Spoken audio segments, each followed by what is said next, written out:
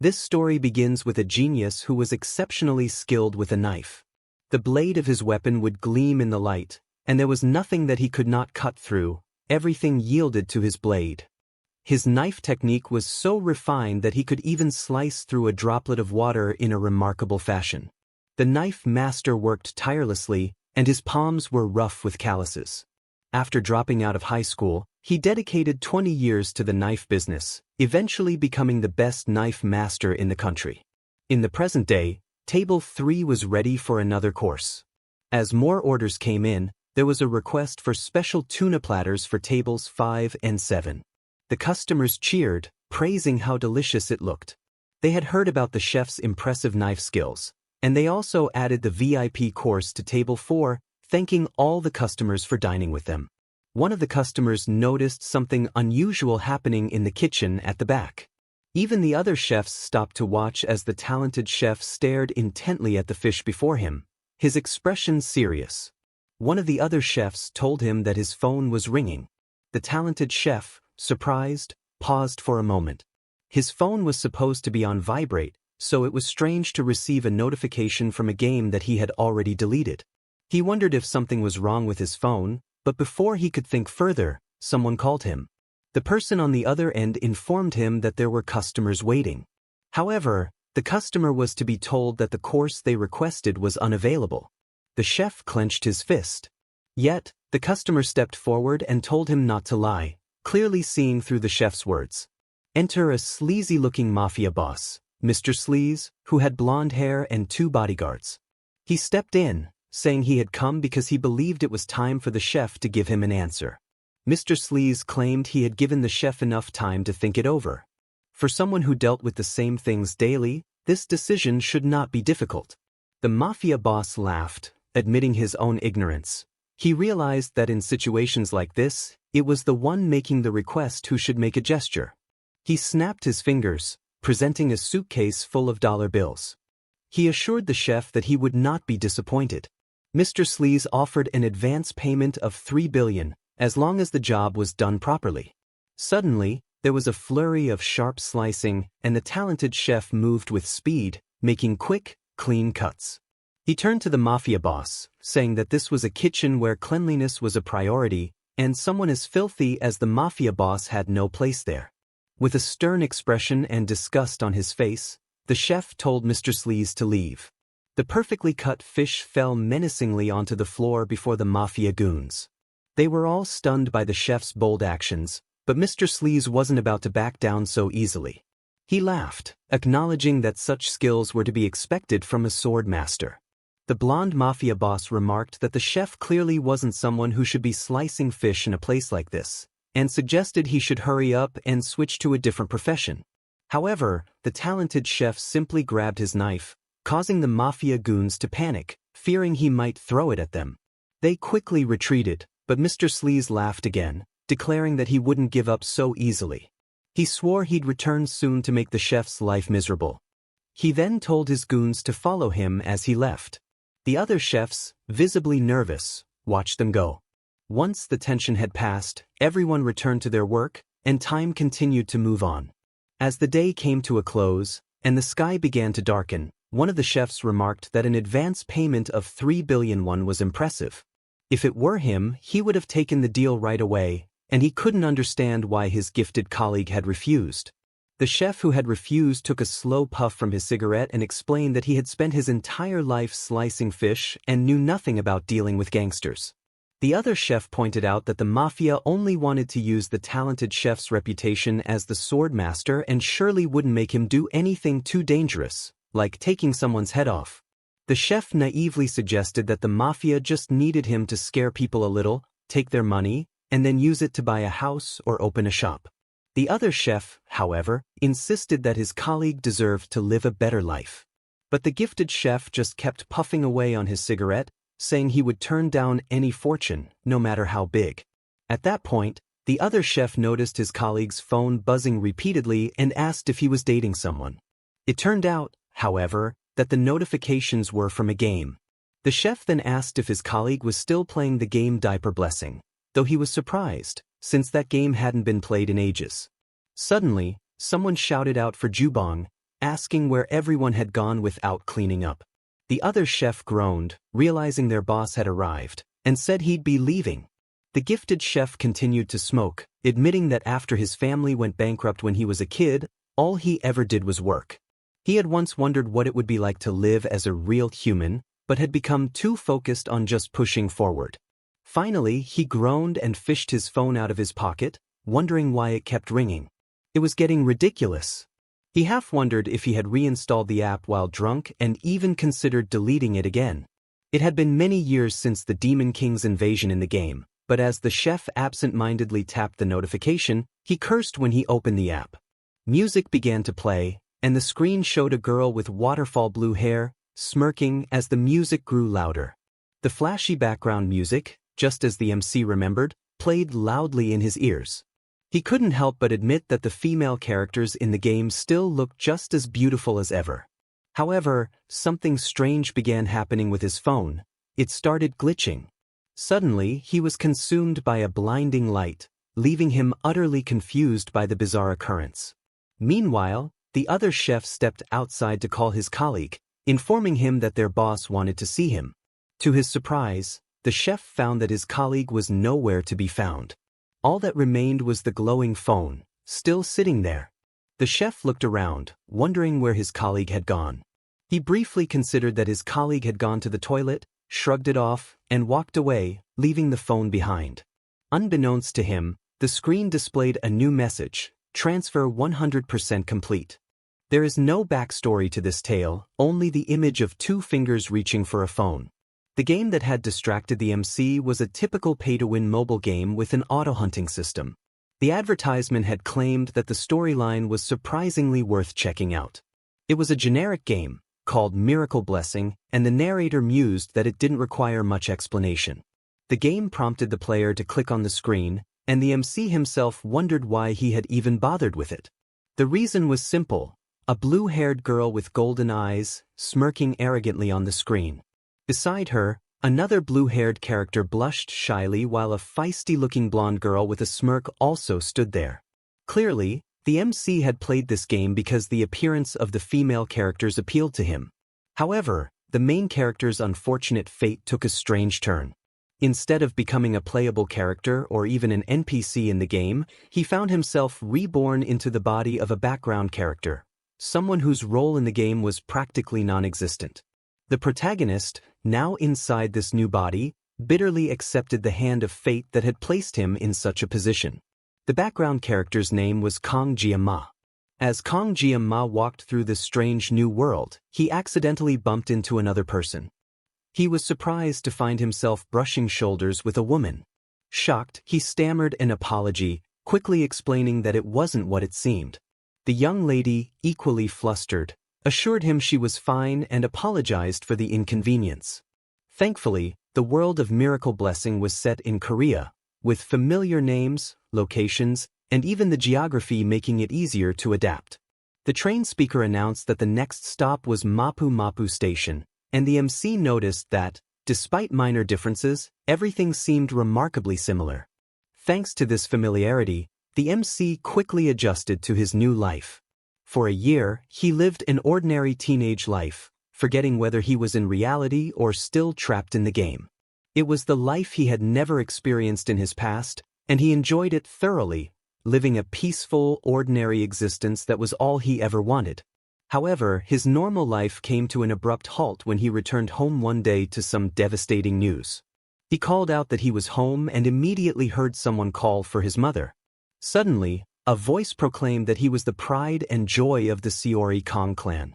His parents, brimming with excitement, held up an acceptance letter, announcing that he had been admitted to the prestigious Hoakin Academy. The MC was completely taken aback upon seeing the letter. He nervously laughed and asked his parents not to bring such a thing out, but they scolded him, asking what he was talking about. His parents continued excitedly talking about how proud they were of him, saying that no matter how many times they read the letter, they just couldn't stop feeling overjoyed. They believed they had done a great job raising him. His parents went on to tell him that the entrance ceremony was the next day and asked if he had already packed everything he needed. Stunned, the MC could only mumble that he would pack it soon. his parents urged him to go ahead and do it right away. Just like that, his modest dream of living an ordinary life was completely shattered by that one letter. The talented chef sank into his chair, realizing that the next day had already arrived. With everyone so thrilled, he could no longer reject the letter and go back to his normal life. He sighed, reflecting on how many times he had tried to leave this kind of life behind, but it had never made any difference. Just thinking about it made him feel so tired, so utterly exhausted. He glanced at a picture on the wall and knew that the fatigue was tied to the person in that picture. The person in the picture was Kang Jeoma, the background character whose body the MC was now stuck in. The MC couldn't understand how such an unremarkable character had managed to get accepted into ᴄᴏᴘᴘ Academy. However, what had happened was that before the MC had possessed this body, Kang Jeoma had manifested his blessing and passed the entrance exam for ᴄᴏᴘᴘ Academy. This was utterly confusing to the MC, who couldn't help but wonder if this background character was some kind of genius. A blessing was a bright power often bestowed upon individuals, a special ability that manifested in various forms. It was similar to a game skill, and not all humans had divine protection because it was mostly genetic. The presence or absence of blessings depended heavily on one's family lineage. Society was divided into ranks: noble, commoner, and privileged. This ranking system was meant to maintain the power of the elite, particularly at ᴄᴏᴘᴘ Academy, which had been founded under the pretext of hero training. In truth, it had long been a school reserved for upper-class hero families. Recently, however, a special admission system had been introduced for non-heroic families. The unfortunate MC, now in the body of Kang Jeoma, was one of those special admissions. This raised a critical question: why were heroes needed in the first place? The answer was simple. A bright red light hovered ominously in the sky, casting dark shadows of terrifying creatures upon the earth. Heroes were necessary because of monsters, otherworldly beasts with powers far beyond what any human could possess. It was a possibility, but the MC had to make it clear, this was not his reality. A hero training school, while it sounded interesting, was definitely not something he had ever imagined himself attending. It felt more like he was being re-enlisted into some kind of duty he didn't sign up for. He groaned as he considered the unfortunate fate of possessing a body that had already received a blessing. He tried to check his status, but it still looked strange. The window said it was a painless blessing that could be activated in 30 seconds, with a 12-hour cooldown. The MC, however, was baffled by what this was supposed to mean. He focused harder, attempting to understand the ability that had manifested in his body, something described as painless. He still couldn't make heads or tails of it. The lazy guy groaned again, wondering how someone like him had been accepted into such a prestigious place with an ability like this. Just looking at it depressed him even further. But then, a realization hit him. This must have been the blessing that had been bestowed on the background character, Kang Jeoma, when he had possessed the body. It was the blessing of the sword god. The ability had infinite activation time and 0 cooldown. It activated only when the sword was 30 centimeters or less in length and 5 centimeters or less in width. The MC was left utterly stunned. Was someone playing a prank on him? He had never seen this ability in the game before, and it seemed so simple compared to the elaborate powers and terminologies he was used to seeing. The status window stated that the ability would cut if he struck, but the description was almost painfully obvious. But what struck him as truly odd was the activation condition. It specifically detailed the exact sword length and width, perfectly matching the dimensions of a sashimi knife. So, the MC wondered aloud if there was a fencing game here too. He groaned, having no idea what the game designers were thinking. Life, it seemed, just didn't always go as planned. Finally, the reluctant student managed to finish packing. But then, his eyes snapped open as he suddenly remembered something. He had almost forgotten to pack his equipment. Come to think of it, when he had played the game, the character's gear was ridiculously expensive. Even the most basic tier-rank gear cost millions, and an average tier-rank piece could run into the hundreds of millions. An S-rank gear was considered treasure. The tuition alone was outrageous, and the MC didn't want to waste money on something he'd been pushed into attending.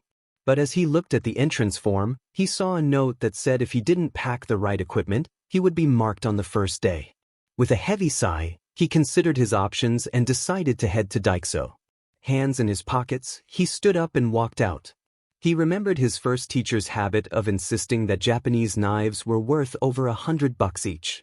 Thinking back to the old man, the MC recalled how the teacher always said that a true master never blamed their equipment. Time passed, and someone called out to the black-haired student, greeting him as a new kid. He was dressed in his uniform, not impressed by the other students calling to him. A large guy with a mohawk, clearly angry, stormed up to him, utterly offended by the weapons the MC had brought with him. The new student had brought a set of sesame knives, all freshly bought at a great discount. It was the day of the entrance ceremony, and he was going through a weapons screening. Every year, instructors knew that upper-class students liked to play pranks, so they needed to establish authority right from the start. The Mohawk guy yelled, asking if the students thought the academy was a joke. He raged that it made no sense for the MC to use a kitchen knife as his weapon for the class placement test. But the MC, standing his ground, responded with a serious expression that these were his weapons. The Mohawk guy was clearly confused by the MC's response and yelled once again, demanding an explanation. But before the situation escalated, someone called out to the instructor. It was, of course, the black-haired new student. The MC calmly explained that he was a special admission student from an ordinary family. He pointed out that the tuition alone was a massive burden on his parents, and now the instructor was asking him to provide expensive equipment on top of that. He made it clear that he would never do something so unreasonable. The instructor paused, noticing the color of the MC's name tag, which indeed marked him as a special admission student. He also acknowledged that for students not from wealthy families, the academy's steep tuition must be a significant financial strain. The instructor seemed taken aback by the realization that, in a place meant to level the playing field, someone was using bias to target a student who was genuinely committed. The MC took the opportunity to add that blaming one's equipment was something only amateurs did. The instructor stood there, stunned. The phrase, "an expert never blames their equipment," struck a chord. The MC's words of wisdom, coming from someone so young, were overwhelming. It was as if the boy had already reached the pinnacle of a field, despite his age. The instructor, deeply moved by this show of spirit and brilliance, looked at him in awe, tears brimming in his eyes. In his mind, this student was the greatest of all time. The former talented chef spoke up, calling out to the instructor, and the instructor reluctantly agreed to allow the special admission student to use his sashimi knives. The MC, ignoring the murmurs, happily thanked the instructor. But in the background, a purple-haired girl sneered and cursed the special admission student. Other students chimed in, complaining about how someone like him even got in. Some of the snobbier students even whispered that he smelled bad. The instructor, now visibly frustrated, yelled at the students in line to quiet down. Once the evaluation was complete, the students were ordered to move on. The MC couldn't help but feel stunned at how fiercely the instructor had fought for him, defending his choice of equipment. The instructor then gave a final, thunderous remark. He could be an angel or a devil depending on how the students behaved. He asked if everyone understood, to which they replied with a weak yes. Meanwhile, the MC, shaken by the entire exchange, quickly fled the scene, fearing it might trigger post-traumatic stress. He sighed deeply, admitting to himself that he needed a break. He slumped down on a bench, exhausted. Experiencing everything firsthand was even worse than he had imagined. At least the equipment evaluation was over, and he had made it through the entrance ceremony. Now, all that remained was the class placement test, and he was already feeling drained. He paused, taking a moment to reflect. He had come this far, and there was no turning back now. This was the school he would be attending for the next 3 years, the hero training school, ᴄᴏᴘᴘ Academy. He couldn't help but compare it to the reality he had once seen on his screen. If he were to exaggerate, he'd say the school was the size of a small city. It was impressive, grand, elite, and a rare opportunity to study in a place mostly attended by the upper class. Thinking back to his past life, he remembered how he had been forced to drop out of high school due to his family's financial difficulties. He couldn't help but wonder, was this really happening? The announcement came, pulling him from his thoughts. All new students were to assemble at the training hall by 3 p.m. That was an unexpectedly quick turnaround. The MC couldn't help but feel the weight of the moment. He'd made it through the entrance ceremony, but the real challenge was just beginning. The entrance examination had been completed, but the placement test was still looming large. The MC knew a test was a test, and he needed to get used to it. Holding up his sesame knife with pride, he realized, to his surprise, that he hadn't actually used a knife since arriving. He couldn't help but feel a bit useless in this new environment. He remembered something his former trainer had always drilled into him: never let go of your sword. The old man had been adamant about this, even suggesting that he should sleep with his sword in his hand if necessary. It was one of his teacher's many eccentricities. The MC smiled at the memory, reflecting on his 20 years spent mastering the blade. A year of rest couldn't have dulled his skills. After all, a lifetime of swordsmanship wasn't so easily forgotten. He gently rubbed the sesame knife, testing its weight and feel in his hand. The blade slid easily from its sheath as he tapped it lightly, testing the sharpness. Satisfied, the MC decided to test it on a leaf nearby.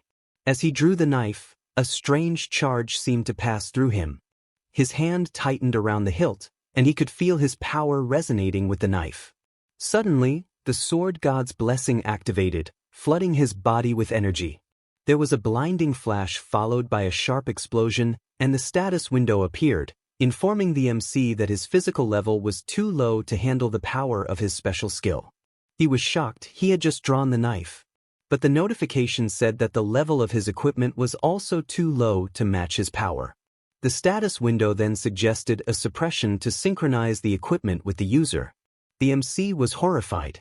All he did was draw the sword, and now he was being overwhelmed by a force he couldn't control.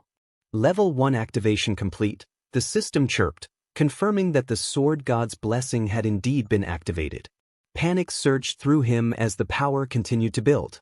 His body felt like it was going to be torn apart, and he screamed, convinced that he would die. But dying was simply unacceptable. Energy surged through his body, overwhelming his senses.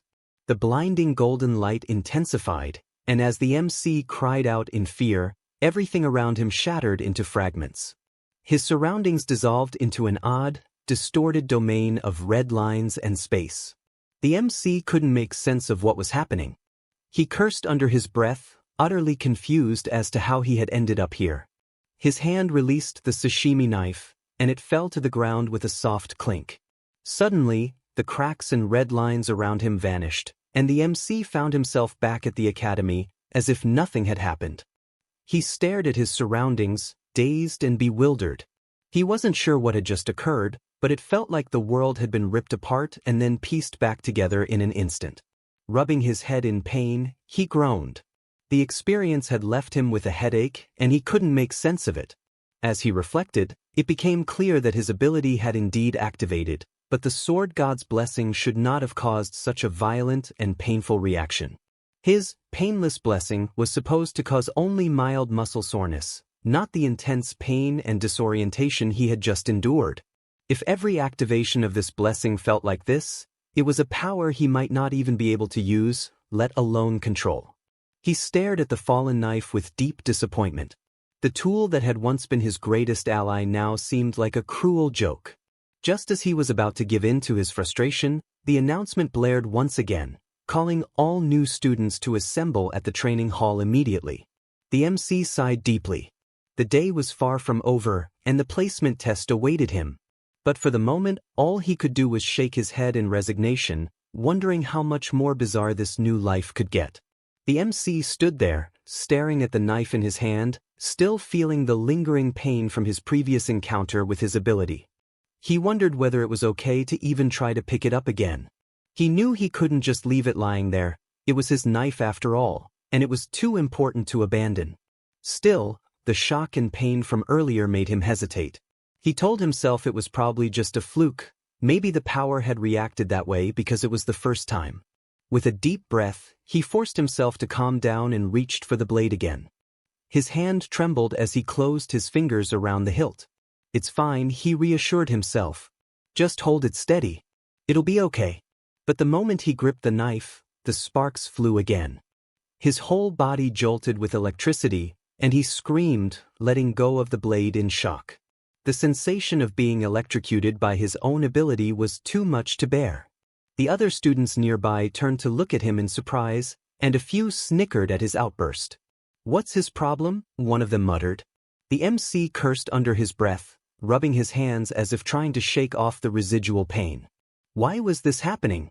With his embarrassment mounting, he made his way into the training hall, where all the new students were gathering. The grand hall was nothing short of awe-inspiring, massive, cavernous, and filled with rows of seating. Some of the students were talking in hushed voices, admiring the surroundings. A few looked up at the high ceiling, marveling at the scale of the place. Even the big shots, nobles and wealthy parents, were mingling, boasting about how much they had paid for their children's admission. The MC couldn't help but roll his eyes at the shallow displays of status. It was hard to shake off the feeling that he didn't belong here. Amid the chatter, a green-haired man with a messy bob turned toward the entrance and was surprised to see someone approaching. He straightened up, noticing the tall, white-haired figure walking toward him. This was no ordinary person. It was the Lord Sword Emperor, the legendary seven-star hero, Siegfried von Nibelung. His very presence seemed to command respect, and the crowd parted as he made his way through. The green-haired man, whose bob cut looked less than fashionable, straightened up with awe. "The Sword Emperor," he exclaimed in reverence, addressing Siegfried with respect. Siegfried, the direct descendant of the great Aaron Nibelung, who had been the apprentice of the legendary hero Valorhaken, was truly one of the strongest warriors alive. His bloodline was legendary, and his presence alone seemed to reverberate with immense power. "Ah, yes, yes," the green-haired man said, trying to mask his starstruck excitement. "It's an honor. Truly, you are the strongest human alive." Siegfried laughed softly to himself, turning to face the nobles who had been talking amongst themselves. The proud warriors and aristocrats all made a point to boast about their positions. But Siegfried didn't seem impressed. In fact, he found their attitudes utterly tiresome. Just as the green-haired man continued to praise him, a new voice interrupted the moment. A woman approached, and her confident stride immediately drew attention. She had green hair as well, but hers was neatly styled, and she wore glasses with a sly, self-assured smile. "You're here too, Sieg?" she teased. "It's been a while." It was none other than Medea Poison, another seven-star hero. She was the sage known for her intelligence and arcane power, and her reputation as a force to be reckoned with was well known. Siegfried's expression remained unchanged, though he couldn't help but feel a stir of recognition. "Ah, Medea," he said dryly. "I didn't expect to see you here. Not dressed like you're the head of the academy." Medea smirked at his comment, unfazed. "Well, when you're as beautiful as I am, why not flaunt it?" she replied. "It's every woman's desire to remain stunning forever, don't you think?" Siegfried raised an eyebrow but kept his gaze fixed ahead. "Yes, well, you've certainly managed to keep yourself looking young. But perhaps you should try growing up instead of just looking young." He glanced at her with a stern expression. "Oh, come on, old man," Medea laughed, teasing him. "Still so stiff? I thought that turning 70 would give you an excuse to loosen up." Siegfried didn't dignify that with a response, his gaze narrowing slightly. He had always been stoic, refusing to engage in the trivial banter of those around him. Medea wasn't finished, however. She tilted her head and smirked. "Well, I must say you're so much funnier now. I can't believe the grumpy old bore who once rejected all social gatherings is now here, hanging around with all these nobles." Siegfried's lip curled in annoyance, but he remained silent. He knew better than to get drawn into her provocations. "The placement test will begin soon," Siegfried muttered, turning to look at the sea of students milling around. He had no intention of engaging further with Medea or the nobles. Medea, however, wasn't about to let it go. She leaned in closer, her voice lowering to a teasing whisper. "I bet your granddaughter's quite a beauty. Maybe you'll let me meet her one of these days?" Siegfried didn't respond, his expression cold and unreadable. He simply turned away from her, his attention shifting back to the crowd. Medea laughed to herself and stepped back, her smirk never fading. As the noise in the hall continued to build, it was clear that the placement test was about to begin. The MC had no idea what awaited him, but he could already sense that this academy, this place of heroes, was unlike anything he had ever imagined. There was a lot of socializing going on, with people mixing and getting to know each other, while the MC stood awkwardly in the center, having no friends. He started to wonder if he was the only one with black hair because he felt like he stood out. To make it worse, he was a special admission student, which made him feel even more like an outsider in the crowd. The MC couldn't forget how the nobles had mocked him when they found out he was a special admission student. He wondered if this was what people meant when they said someone was from humble origins. He walked through the crowd, unable to blend in, and heard whispers from the people around him. Suddenly, the MC's attention was caught by someone everyone was staring at. It was a girl with long, flowing blue hair, and as she passed, her beauty made people blush. The MC realized that this girl was a student at the academy too.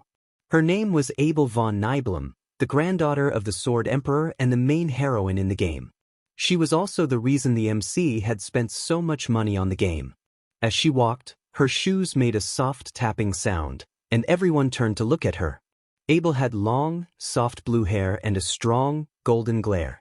The old Sword Emperor, who was standing nearby, mentioned that they would be using a subspace battle royale, a tradition at the academy. Miss Poison, a woman beside him, agreed and explained that this year, they were changing the rules. The new students would be divided into groups of 10 and ranked based on who could survive the longest in the subspace. It was a survival game with no restrictions on weapons. The Sword Emperor pointed out that with no rules, the elites would have all the advantages. Miss Poison, however, quickly told him not to mention that, as it was a compromise. The academy was mostly funded by the nobility, and she had worked hard to introduce this new system.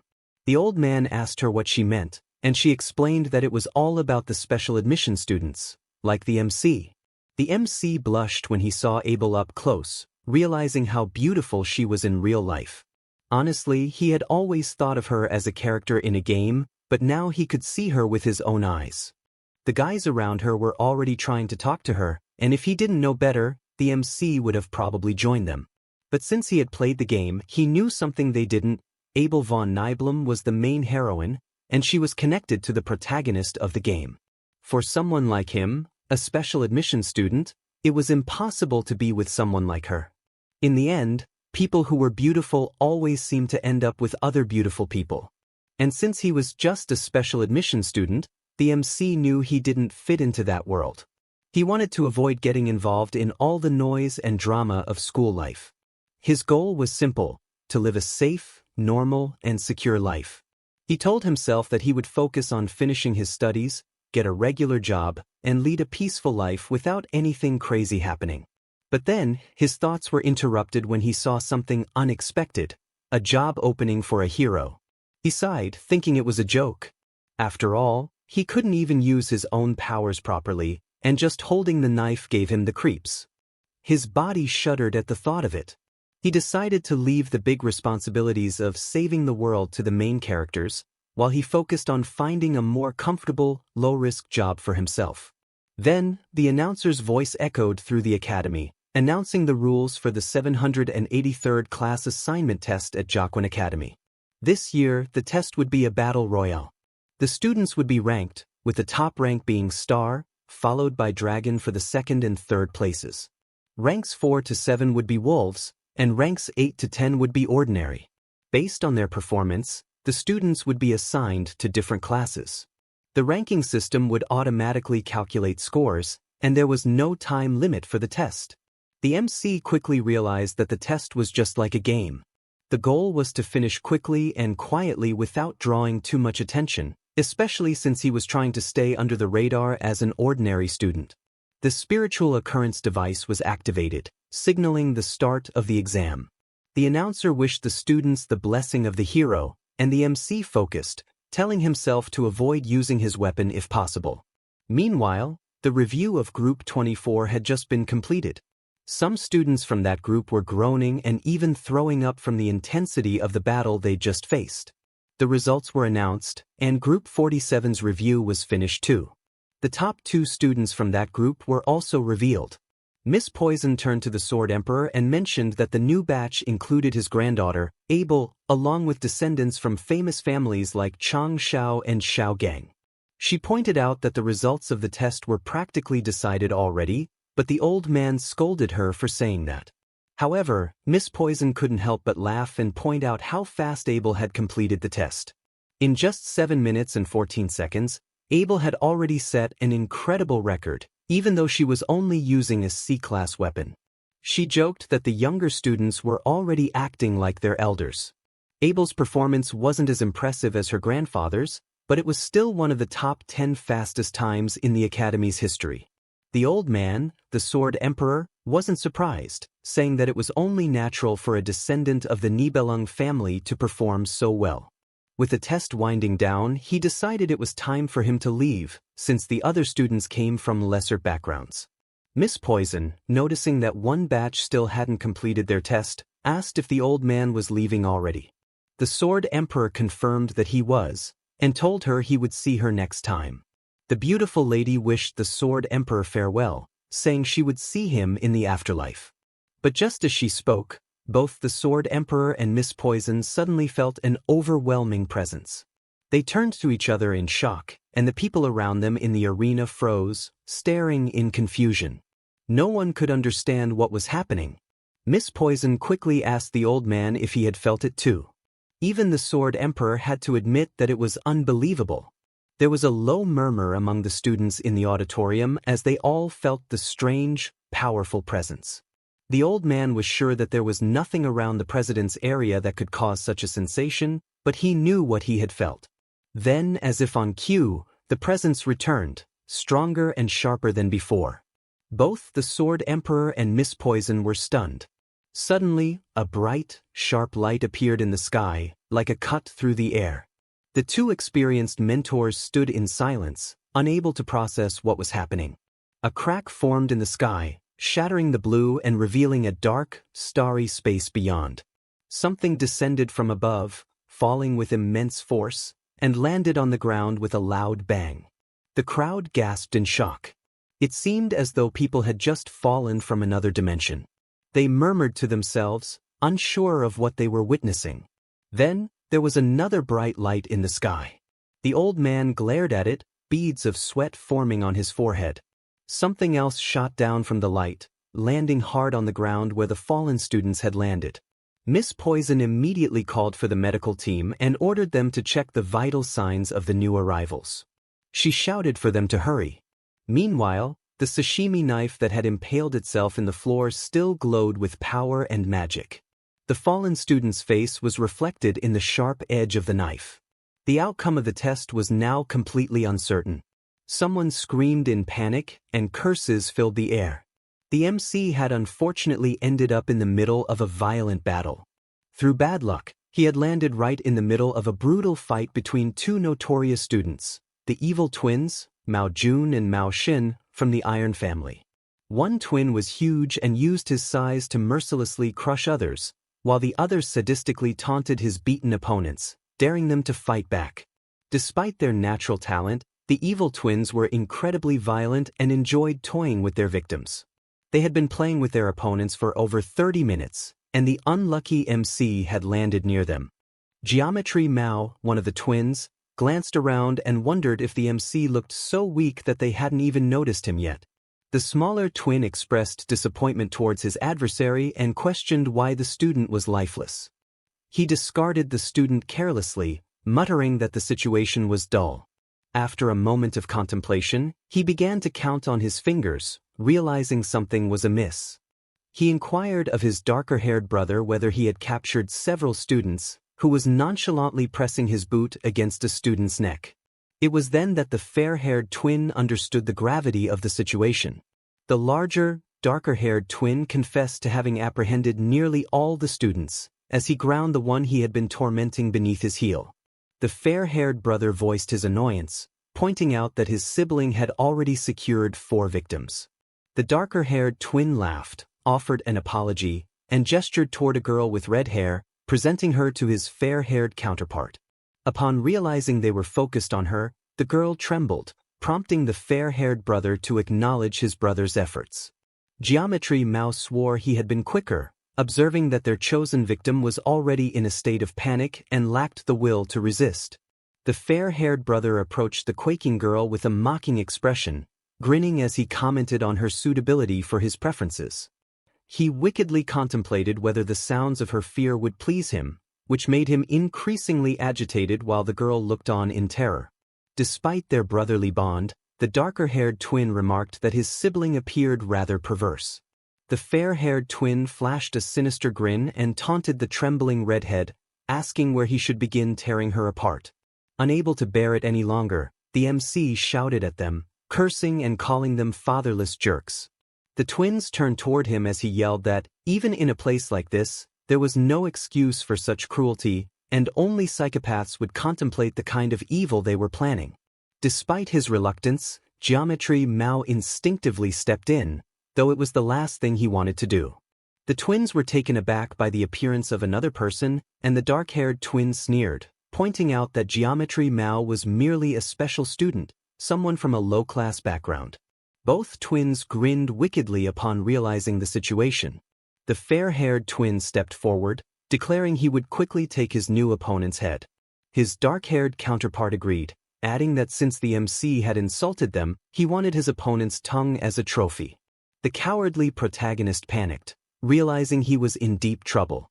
He debated using the blessing of the void, but knowing the twins had been desecrating corpses for 30 minutes, he doubted avoiding pain for just 30 seconds would help. He needed a more creative solution. Suddenly, ᴄᴏᴘᴘύʀɪЛ뾱 had an idea. He remembered his sashimi power, but hesitation gripped him. Using a blade would trigger the blessing of the sword god, a power tied to painful memories. ᴄᴏᴘᴘύʀɪЛ뾱 had only just chosen a quiet, ordinary life, and wielding the blade would shatter that dream. With a curse, he made his decision, pulling the knife from his bag as the twins watched, puzzled and intrigued. Their expressions quickly turned to anger as ᴄᴏᴘᴘύʀɪЛ뾱's weapon began to glow. Even the girl he was trying to save stared in shock. Yet, the twins dismissed the weapon as insignificant because of its size. The fair-haired twin charged forward, mocking ᴄᴏᴘᴘύʀɪЛ뾱, promising to make his death swift and painless. With a roar, he leapt at his opponent, vowing to smash his head in. ᴄᴏᴘᴘύʀɪЛ뾱 stared up in alarm at the charging giant. There was no room for hesitation. He only had 30 seconds of the painless blessing and a 12-hour cooldown afterward. Activating his power, he drew the glowing sashimi knife, using the blessing of the sword god. The no-pain blessing dulled the agony of his other ability, allowing him to act decisively. The fair-haired twin laughed at the small knife, ridiculing ᴄᴏᴘᴘύʀɪЛ뾱 for bringing a kitchen tool to a battle. ᴄᴏᴘᴘύʀɪЛ뾱 clenched his teeth, knowing that if he failed to cut his opponent, death was inevitable. The knife felt pitiful against the massive body hurtling toward him, but he steeled himself for the fight. As he gripped the knife, he remembered his old trainer's scolding. Cutting people with a sashimi knife was impossible, even for a god. But this was no longer a movie or theory, it was survival. And ᴄᴏᴘᴘύʀɪЛ뾱 was about to find out if the impossible could become reality. His old trainer had once told him that if he ever used a sashimi knife against people, it would transform into something entirely different. As these words echoed in his mind, ᴄᴏᴘᴘ's eyes widened. His magic surged to life, surrounding him in a brilliant glow. The fair-haired twin, now just feet away, roared furiously, commanding ᴄᴏᴘᴘ to die. But his opponent had already shifted into focus. With a swift and precise movement, ᴄᴏᴘᴘ struck. The power of the blessing of the sword god was now in full effect. The fair-haired twin's triumphant yell turned to a gasp of disbelief as he watched his hands separate from his body, spiraling through the air before hitting the ground with a nauseating thud. The scene was frozen in shock. Even the dark-haired twin and the rescued girl were left speechless. For a moment, all that could be heard was the heavy silence, and then the fair-haired twin's scream shattered it. He howled in pain, clutching the bleeding stump where his hand had been. In his agony, he cursed and cried, switching between languages as his anguish spilled out. Tears streamed down his face as he writhed, clutching his severed arm and calling desperately for his brother. Meanwhile, ᴄᴏᴘᴘ stood still, his glowing knife at his side. Memories of his first mentor surfaced. The man, an ex-gangster turned sushi chef, had once hacked off his own wrist as atonement for his past. He'd taught ᴄᴏᴘᴘ about the peculiarities of sashimi knives, how their thin blades allowed for precise cuts and easy withdrawal, unlike wide kitchen knives that stuck stubbornly. But slashing, his mentor had emphasized, wasn't the same as stabbing. Slashing was for stationary objects, like fish lying on a counter, not for standing opponents who could resist. Yet here ᴄᴏᴘᴘ stood, defying that logic. The severed arm and the twin's terror were proof of his power. The fair-haired twin, blinded by pain and fear, fell to the ground, scrambling backward as ᴄᴏᴘᴘ approached. "Stay back," he shrieked, his voice trembling. His tear-streaked face contorted in desperation as he waved his remaining arm wildly, pleading for mercy. But ᴄᴏᴘᴘ advanced steadily, his expression unyielding. The panic-stricken twin turned and ran, tears streaming down his face as he cried out for help. "Brother, help me," he screamed, stretching his arm toward the dark-haired twin. Yet his pleas were met with stunned silence, his brother paralyzed by the sight of his fallen sibling. The fair-haired twin cursed ᴄᴏᴘᴘ as he stumbled forward, shouting for his brother to hurry and save him. But the balance of power had shifted, and ᴄᴏᴘᴘ, once the underdog, now stood as an undeniable force. Before the fair-haired twin could reach his brother, another deadly slash cut through the air. In an instant, his head was severed, tumbling to the ground with a sickening thud. Blood sprayed in a vivid arc as his body collapsed, lifeless. The dark-haired twin froze, his expression twisted with a mix of terror and disbelief. Sweat dripped down his face as he stared at his brother's lifeless, wide-eyed head lying grotesquely on the floor. For a moment, he was utterly silent. Then, as the reality of the scene settled in, he screamed his brother's name in despair. The shock of witnessing his twin's sudden and brutal death had paralyzed him. Meanwhile, the MC stood catching his breath, his expression calm yet calculating. The red-haired girl looked on in awe, completely dumbfounded by her savior's display of skill. The dark-haired twin, however, fought to regain his composure. "This is the void space," he reminded himself. "What happens here doesn't affect reality." Despite this reasoning, a gnawing uncertainty lingered. He had no information on the mysterious opponent who had just cut down his brother.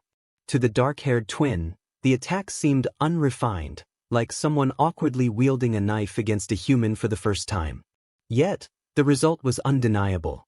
He steadied his trembling breath, convincing himself it was a fluke, a lucky strike against his reckless brother. Resolving to take the fight seriously, he activated his blessings.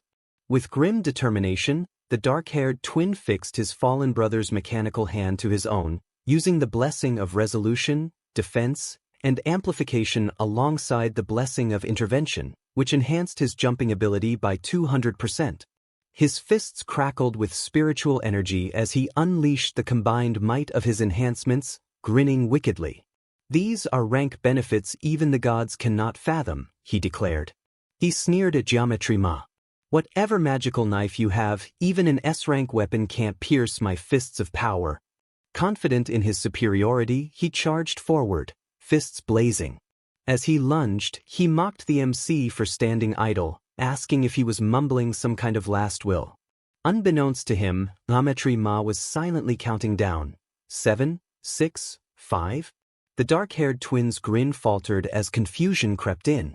Before he could land his attack, he found himself stumbling, his body pierced by multiple sashimi knives. His vision blurred as he groggily looked up at his opponent, who still stood tall, glowing eyes fixed on him.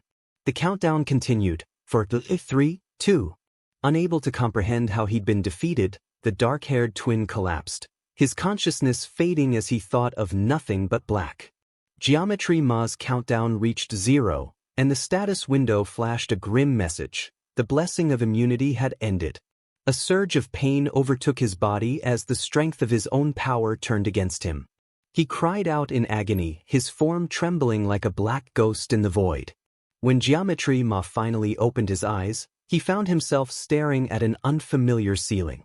Soft sheets surrounded him, and confusion clouded his mind. Was this a hospital? He groaned as he sat up, disoriented. The sound of a door opening drew his attention, and a man entered, announcing in a surprised voice, "You're awake." Moments later, hurried footsteps approached. Geometry Ma looked up, his gaze meeting an unfamiliar face. Yet, somehow, the face felt oddly familiar, stirring a sense of déjà vu he couldn't explain. 50 years ago, the 7-star heroes vanquished the Demon Lord's 6th Legion commander. Now, two of these legendary figures stood before the bewildered protagonist. One was Siegfried, the revered Old Sword Emperor, known as the strongest human alive. The other was Medea Poison, the Academy director, a bright and bubbly woman whose beauty contrasted sharply with her ominous moniker. ᴄᴏᴘᴘύʀɪԼ뾱ᴛ stared in horror, wondering why such monumental figures had come to his hospital room. When they asked for his name, he hesitantly introduced himself. Siegfried repeated the name, his commanding presence making ᴄᴏᴘᴘ feel even smaller, and bluntly demanded an explanation for the events that had led them here. Though still reeling, ᴄᴏᴘᴘ acknowledged the sensation he'd experienced while wielding the weapon. It wasn't something that originated from him, but it undeniably had been tied to him. Glancing up at the Sword Emperor, whose formidable aura radiated menace, ᴄᴏᴘᴘ quickly reasoned that nothing good could come from being targeted by such a monster. Despite the void space's unique nature, ᴄᴏᴘᴘ admitted that he had acted out of necessity, even if his actions might have been excessive. Resolute, he said he would accept any repercussions without complaint. The old man glared at him, but ᴄᴏᴘᴘ met his gaze without flinching. Breaking the tension, Medea sighed dramatically and chided Siegfried for being too harsh on a child. She chuckled, noting how the Sword Emperor had even cleared ᴄᴏᴘ's clogged meridians while he was unconscious, despite his gruff demeanor. She teased the old man, accusing him of being shy, and continued to fawn over ᴄᴏᴘ inappropriately, much to his discomfort. ᴄᴏᴘ was genuinely surprised to learn Siegfried had helped him and wondered why such a formidable figure would bother. Meanwhile, Medea, ignoring decorum, commented on ᴄᴏᴘ's physique with a curious mix of admiration and odd metaphors. Beaming, Medea informed him that the Academy staff had reviewed the footage of his actions in the Void Dimension. She lavished praise on ᴄᴏᴘ, describing him as the ideal heroic prince for risking himself to protect a disadvantaged student. While she gushed over his selflessness, Siegfried cleared his throat, cutting off her antics. Medea reluctantly stepped back but couldn't resist remarking on her admiration once more. Medea reassured ᴄᴏᴘ that his actions during the test wouldn't result in any issues. She revealed that the twins had been admitted due to political favors but, after the events in the Void, had voluntarily chosen to withdraw. ᴄᴏᴘ was relieved at this unexpected news, grateful he wouldn't have to share school life with them any longer. However, the news that followed left him horrified. Medea cheerfully informed ᴄᴏᴘ that he was now the Academy's top student, congratulating him with enthusiasm. ᴄᴏᴘ, on the other hand, was aghast. His dream of a peaceful, secure, and uneventful life was once again crumbling before his eyes. As the afternoon sun cast its glow over the prestigious academy, Medea sat in her office, sighing contentedly. Smiling to herself, she reflected that even after 2 decades as head of the academy, nothing as extraordinary as this had ever happened under her watch. ᴄᴏᴘ's outright rejection of the top student position left both Miss Poison and the Old Sword Emperor in stunned silence. They pressed him to reconsider, emphasizing the significance of being in the prestigious star class. The Sword Emperor even questioned if he'd heard ᴄᴏᴘ correctly. Yet, despite their arguments, ᴄᴏᴘ remained resolute, reaffirming his decision after a brief pause. His refusal baffled the 2 legendary figures, who struggled to understand his reasoning. Miss Poison, ever persuasive, persisted in trying to change his mind, while the Sword Emperor seemed lost in thought. Eventually, Miss Poison broke the silence, teasing the old man by asking if his disappointment stemmed from ᴄᴏᴘ outranking his granddaughter. The Old Sword Emperor scoffed, dismissing her accusation as immature. He reminded her that the Academy's ranking system, imbued with the will of the founding hero, was absolute. Challenging it would be more immature, he added with a wry chuckle. Privately, though, the Sword Emperor reflected on the mystery of ᴄᴏᴘ's abilities. The boy's performance in the subspace test was unlike anything the Academy had ever witnessed. His skill and precision during combat were extraordinary, as if he had momentarily embodied the pinnacle of swordsmanship. Yet, when the old man had unblocked ᴄᴏᴘ's acupoints, the boy's underdeveloped physical condition revealed an unsettling incongruity. It was as though something unnatural, something dormant, resided within him. While the Sword Emperor pondered these anomalies, Miss Poison continued chatting.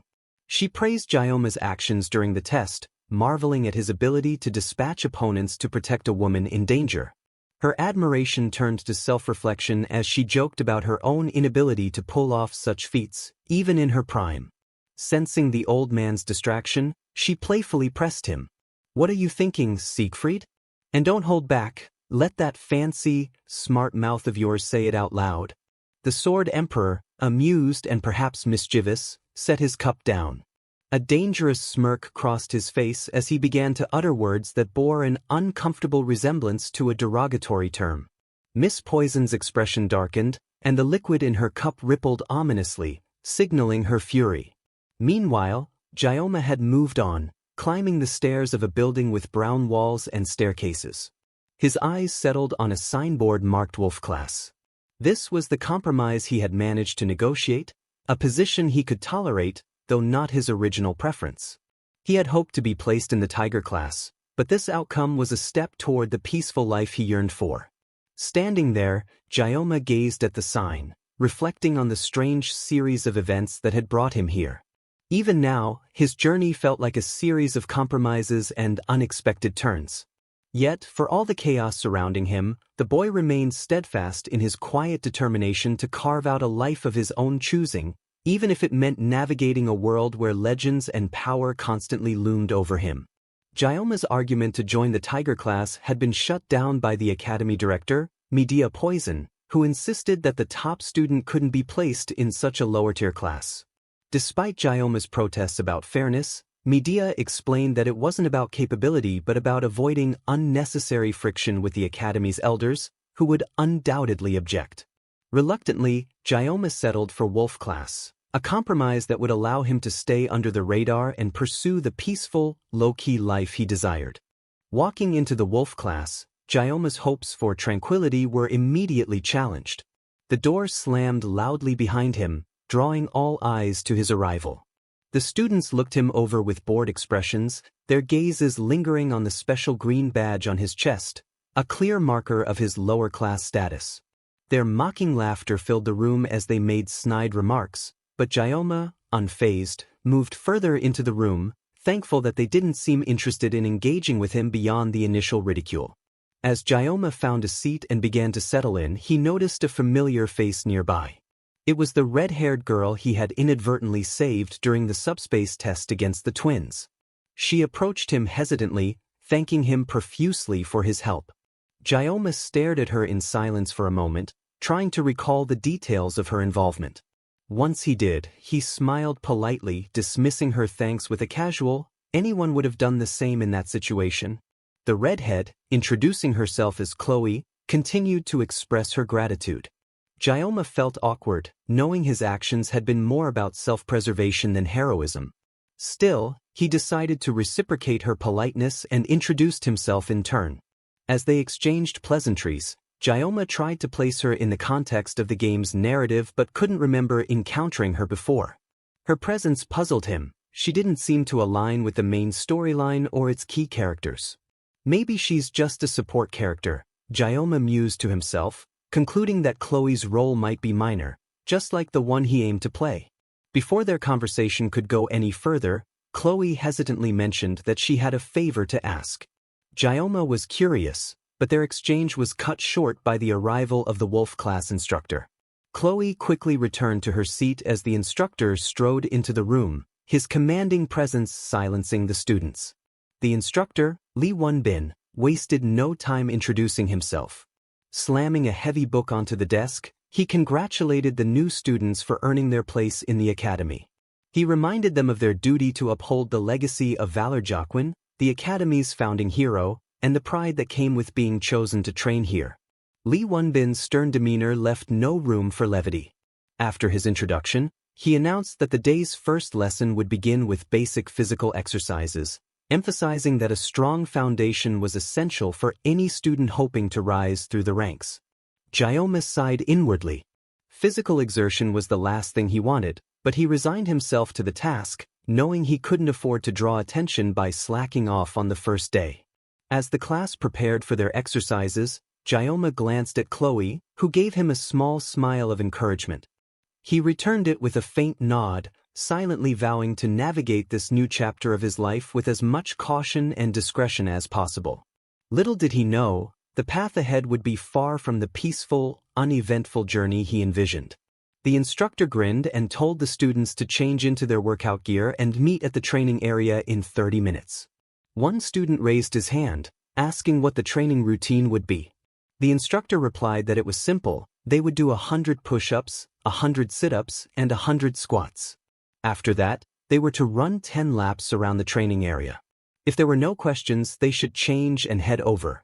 The students nodded in agreement, and the instructor dismissed them. The protagonist, feeling the strain of what was to come, wondered if the exercise had been designed to make them bald. He hadn't expected it to be this intense. He then called out to the instructor, who asked how he could help. The protagonist, surprised that the instructor knew his name, explained that he wasn't feeling too well. He needed a way to avoid such grueling training. The instructor hummed as he considered the protagonist's words. He replied that someone as skilled as him would surely breeze through this routine without breaking a sweat. He added that the academy director had specifically requested that the protagonist attend classes from all levels, despite his obvious talent, and that he should have been placed in the star class right away. The protagonist cursed the academy director for revealing this secret to the instructor, despite his wishes for discretion. Still, he wasn't the type to give up easily and groaned, claiming he urgently needed to use the bathroom. Coincidentally, the instructor took this moment to remark on how the protagonist, a noodle-limbed student, was impressively direct and outstanding as expected of a top student. The instructor expected him to be at the training area soon, and there would be no escaping it. The protagonist eventually showed up at the training area, panting and exhausted. He began running as instructed, kicking up dust with each step. As the class ran, the instructor shouted 1 and 2 in rhythm. Some of the students were so tired that they could barely feel their legs. The instructor urged them to pick up the pace, but the protagonist lagged behind, groaning in exhaustion. He could barely keep up and feared he might collapse. Trailing behind him was the redhead girl he had helped, also panting and struggling. She looked at him with concern and asked if the training was too difficult for him. The protagonist, surprised by her question, nervously assured her that he would be fine. She then asked how many laps he had completed. He admitted that he had only managed 5 laps, and asked her how many she had done. To his surprise, she was already on her 7th lap. She smiled and encouraged him, telling him not to give up and that he could achieve anything if he kept pushing. Then she sped off, leaving him in the dust. The protagonist watched her go and, feeling both exhausted and frustrated, cursed the test that had put him in the wolf class. Later that evening, at the prestigious academy, the building was bathed in the golden light of the setting sun. Inside his room, bottles were scattered across the floor, rolling idly as they sweated with condensation. Suddenly, one bottle was slammed onto the table, knocking the others aside. The protagonist groaned heavily as he collapsed, famished from the day's exertion. He had consumed so many bottles of water, and their empty cans were scattered around his room. A week had passed since Gyoma arrived at the academy, and he had already encountered unexpected challenges. In the great hall where students gathered, he groaned, complaining about how famished he was. The starving protagonist called out for the cafeteria to give him spicy pork rice, ordering 1 serving. But when the cafeteria chef looked at him, he was introduced to the ticket machine, a glaring sign that meals weren't free. Gyoma was taken aback by the price, and as he tried to place an order, he soon realized something. Spicy pork rice cost 50,000. A second glance at the menu revealed that all the food started at that price and went up from there. There wasn't a single affordable option. The gloomy protagonist had found himself at a school for the wealthy, but without any of their funds. The poverty-stricken hero was humbled by the shocking prices, unable to believe how much a small meal cost. A tear fell from his eye as he looked at the board and drained his last drop of bottled water. He tossed the empty bottle aside in frustration and cursed. Unable to afford any food, ᴄᴏᴘ felt the sting of hunger. The prices were outrageous, and he could barely make it to the end of the month. He regretted not accepting his father's money before leaving home. 4 days he had survived on the cheapest water from the campus shop, and he missed the complimentary meals that had once been available. Curling up in bed with blankets, he decided to try and forget about his hunger and think about something else. While resting, ᴄᴏᴘ checked his blessings. His status window showed that his physical level had recently risen to level 12. As he read through it, he realized that as his physical level increased, the constraints on the sword would loosen. The blessing would activate only when the sword was the size of a sashimi knife, but he was already familiar with that. Thinking about his blessing triggered the status window to appear, and ᴄᴏᴘ sighed, a small smile appearing on his face. His body had become noticeably more toned, and he admired the results in the mirror. Maybe the training hadn't been entirely for nothing. The protagonist wondered if his new muscles were a result of the sword master activating his pressure points. It felt like his body had evolved. Yet, the sword god's blessing still had limitations, only extending to a sword the size of a sashimi knife. ᴄᴏᴘ wondered if he could one day wield a bigger sword if he continued to develop. He glanced at the small sashimi knives on his desk and recalled how afraid he had been to hold a sword before the admission ceremony. Now, however, when he wasn't holding a sword, his hands itched to try again. Was this another result of the blessing? As he rubbed his head, ᴄᴏᴘ couldn't help but feel a strange sense of pride. Suddenly, he heard a noise behind him. Turning around, he asked who was there. Opening the door to his room, he found Red standing in the hallway. The flustered girl blushed as she saw his muscular frame. She apologized, asking if she was interrupting his break. ᴄᴏᴘ was surprised to see Chloe at his door but smiled, assuring her that she wasn't interrupting anything since he had simply been lying down. He then asked why she was there. She smiled back, mentioning that she had noticed he hadn't been to the cafeteria all week. Red asked if he was feeling unwell. ᴄᴏᴘ just laughed and explained that he usually didn't eat meals prepared by others. In truth, he was starving and really missed home-cooked meals. She was surprised by his words, but ᴄᴏᴘ assured Red not to worry about him. Then, Red mentioned that if it was okay with him, she was thinking of picking up some items from the campus shop and having supper together. Without hesitation, the protagonist quickly agreed, suddenly all dressed up, much to her surprise. Of course, ᴄᴏᴘ was happy to do anything for some free food. He asked if she was suggesting they eat supper together, and Red confirmed she was. He smiled and told her he was actually quite good at cooking, so he'd handle that part. Red raced after him, shocked by his sudden shift in behavior. He then asked if Red's dorm was across the street, and when she confirmed it was, he happily agreed to go with her.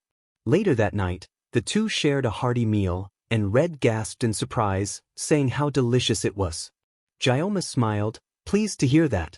It wasn't just something thrown together. It had been prepared quickly, though. Red admitted she had only ever cooked fish, so she hadn't expected anything like this. ᴄᴏᴘ, however, glanced at the empty tray and suggested they check the refrigerator. Red immediately agreed. While they were at it, ᴄᴏᴘ realized that Red had really enjoyed the fish. She explained that she came from a beach region, which made sense to ᴄᴏᴘ since preparing fish was his area of expertise. Red was surprised and asked if that was true. Since ᴄᴏᴘ's hands had been itching to do something, he figured he could refresh himself by slicing some sashimi. However, he had one issue with this plan, the sword god's blessing, which activated every time he touched a weapon. ᴄᴏᴘ asked if Red had a longer kitchen knife, and she repeated his question with a look of surprise. He explained that, as she knew, all of his weapons resembled swords, so using anything else felt a bit awkward. Understanding, Red then called out to ᴄᴏᴘ as she handed him a sword, asking if that would do. ᴄᴏᴘ was left speechless at the sight of the katana, but he decided to take the risk and use the kitchen knife instead. He would finish slicing in 30 seconds before the pain from the blessing could activate. He pulled out his sashimi knife, and Red watched him in awe. The blessing of painlessness activated, and Red nervously watched as ᴄᴏᴘ used his skill. ᴄᴏᴘ had once been called the greatest swordsman in the country, so this was not beyond his ability. ᴄᴏᴘ then activated the sword god's blessing and began slicing at lightning speed. It was a masterful performance, and he completed the task quickly because his life depended on it. In just 21 seconds, he scaled the sea bream, split the bones, removed the guts, and filleted the meat. The proud protagonist beamed, and Red gushed over the beautifully sliced fish. ᴄᴏᴘ was pleased with his work, calling it a masterpiece. He was happy to see that he still had it. Red, amazed at his skill, asked how he was so good at cooking. ᴄᴏᴘ smiled and explained that he had worked part-time at a Japanese restaurant. Red was surprised by this and, in her confusion, realized she didn't know what a part-time worker was. She apologized for her ignorance, and ᴄᴏᴘ politely assured her there was no need to apologize, understanding that it was likely due to differences in their social backgrounds. Anyway, ᴄᴏᴘ was content, full from the meal, and happy to hear that Red loved the lunch he had cooked. It made him feel pleased with himself. Red, shy as ever, beamed with joy, grateful for his efforts. She offered to wash the dishes and ᴄᴏᴘ, feeling smug, agreed to leave it to her. He crossed his arms and leaned back, enjoying his full stomach as she did the cleaning. Looking out at the moon, ᴄᴏᴘ smiled at its beauty, feeling at peace. He couldn't help but hum a little tune. Suddenly, a crash interrupted the moment, and Red's voice rang out, apologizing. Startled, ᴄᴏᴘ realized the noise was followed by more accidents, and more apologies from Red. He chuckled nervously, realizing she had probably never had to clean dishes before. ᴄᴏᴘ, in contrast, had been able to handle such tasks at her age in his past life. As he glanced around, something caught his attention. His eyes were drawn to a book flipping open on Red's desk. Curious, he walked over and noticed it was a diary. The entry he read mentioned how Red had received help from someone during the class placement test. Clearly, it was him, and how she vowed to repay the favor. The handwriting was neat, and the diary was decorated with stickers. ᴄᴏᴘ, feeling a bit mischievous, picked it up, considering whether to put it back where it belonged. After all, Red was just a typical girl her age. But then, something unexpected happened. The pages began to turn. ᴄᴏᴘ couldn't help but keep reading. The next entry was about the person who had saved her, and she mentioned how her heart raced and how she couldn't bring herself to speak to him. ᴄᴏᴘ smiled to himself, realizing that this was why Red had been so shy around him. He was tempted to keep reading, wondering what else the diary held. But when he flipped to the next pages, he found something that made his jaw drop. His name written over and over again, followed by declarations of love from Red. ᴄᴏᴘ stared at the pages in stunned silence, unable to believe what he was seeing. Just then, there was a loud scream behind him. ᴄᴏᴘ turned around, only to find Red standing there, clearly flustered. She had given up on doing the dishes and had caught him red-handed going through her diary. With a furious blush, she asked him if he had really read it. Continuing on, we discover that in this world, heroes gain respect by defeating demonic beasts, and they elevate their status by earning a global reputation. However, within their stagnant ranks, some factions misuse their authority, preying on the weak. When the law fails to punish them, one of the hero families steps in, preferring to operate in secrecy. This family is the Auditor of Sicily, known as Auditor de Sicilia. They were a family that upheld order and carried out assassinations, working behind the scenes to support the light. Those born into the Auditor family underwent mental training before reaching adolescence, with their emotions tightly controlled and enduring harsh training. Little Red was one of these young auditors, and she often observed others being trained under a strict master. Little Red was brought before an exhausted bound man, and her eyes widened as she understood what her master expected her to do. The young assassin trembled as she held the sword in her hand, approaching the bound man, who was beaten and tied to a log. Young auditors were turned into cold-blooded killing machines, and the first time the girl stained her hands with blood was at the age of 15. She was Chloe Auditor de Sicilia, and she was warned not to underestimate her abilities as an assassin. She had heard those words long before she fully understood herself, and Red had accepted them as part of her. Obediently, she would don her mask and undergo relentless training, warping her nature and casting a dark shadow deep within her heart as she became stained with the blood of her enemies. By the time Red's identity was worn away, leaving only traces of emotion, she was of the right age to attend the prestigious academy. The academy, of course, was Joaquin Academy, where students were assigned to classrooms based on their aptitude, with each student's talent being at least at the level of a dragon or higher. Members of the auditor family, who thrived in the shadows, were placed in the common class by their family's decree. This was the arrangement between the family and the academy. Red had been eager to start her first day at this exciting new place, but she could not forget that she had been instructed to remain undetected. And yet, despite their 3 years of childhood, the family stripped each individual of their freedom. Red accepted her fate as an assassin without protest, bidding farewell to what could have been a happy school life. Ultimately, she believed nothing would change her path until she met a boy. Red had been taken aback on the day the boy stood up for her. The gloomy protagonist had yelled and cursed at the bullies who tried to beat her, and he shouted at the monstrous twins to keep their hands off her.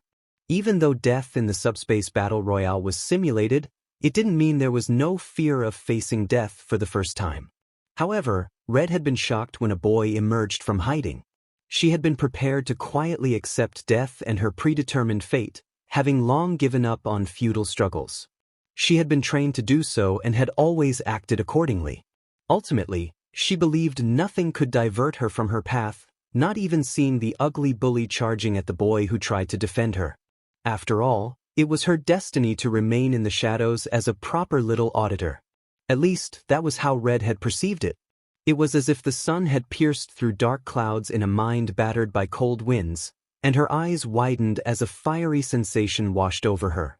Red saw, for the first time, a sword used out of choice, used for self-defense. The boy in front of her wielded his sword in her defense, and suddenly, Red recalled a children's fairy tale she had secretly read aloud under her pillow. The story had been about a brave warrior with a sword, who came to rescue a princess locked away in a castle. The prince, who came to save the princess, was the character Red imagined this boy to be. She could only see him as the prince from that story, the one who appeared to free the captured princess. Red's chest fluttered, and her cheeks flushed red as an indescribable feeling surged through her. Chloe then realized that this was the love she had always read about. Her hands rested on her cheeks as she watched the gloomy protagonist with admiration. In that moment, ᴄᴏᴘᴘᴘ, now awkwardly facing Red, didn't know how to react to the situation he had found himself in.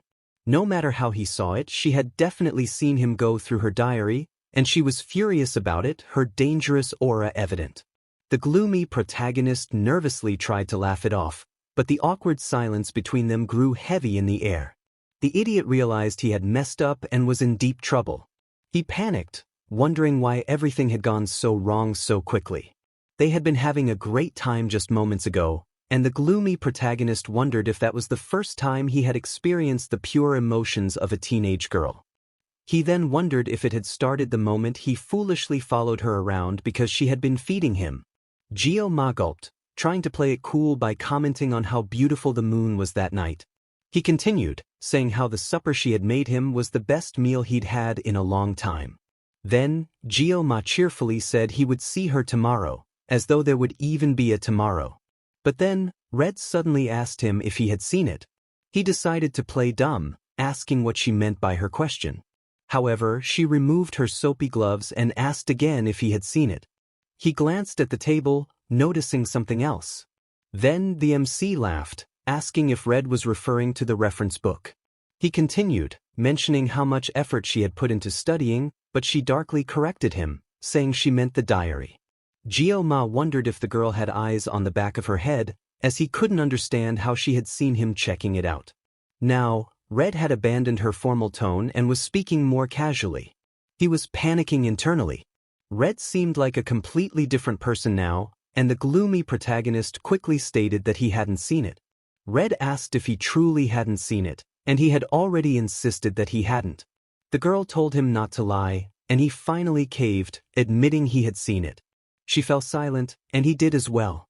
Honestly, honesty wasn't helping. The gloomy protagonist became alarmed when he saw Red slowly begin to unsheath her katana, and his panic escalated. He had no idea why she was suddenly pulling out her weapon, and he wasn't thrilled about the prospect of a surprise attack. He tried to look for an escape route, but being on the 4th floor, jumping from the window would surely break his body. The only way out was through the door, but Red was conveniently blocking his way. Now the MC had a real problem. He was stuck.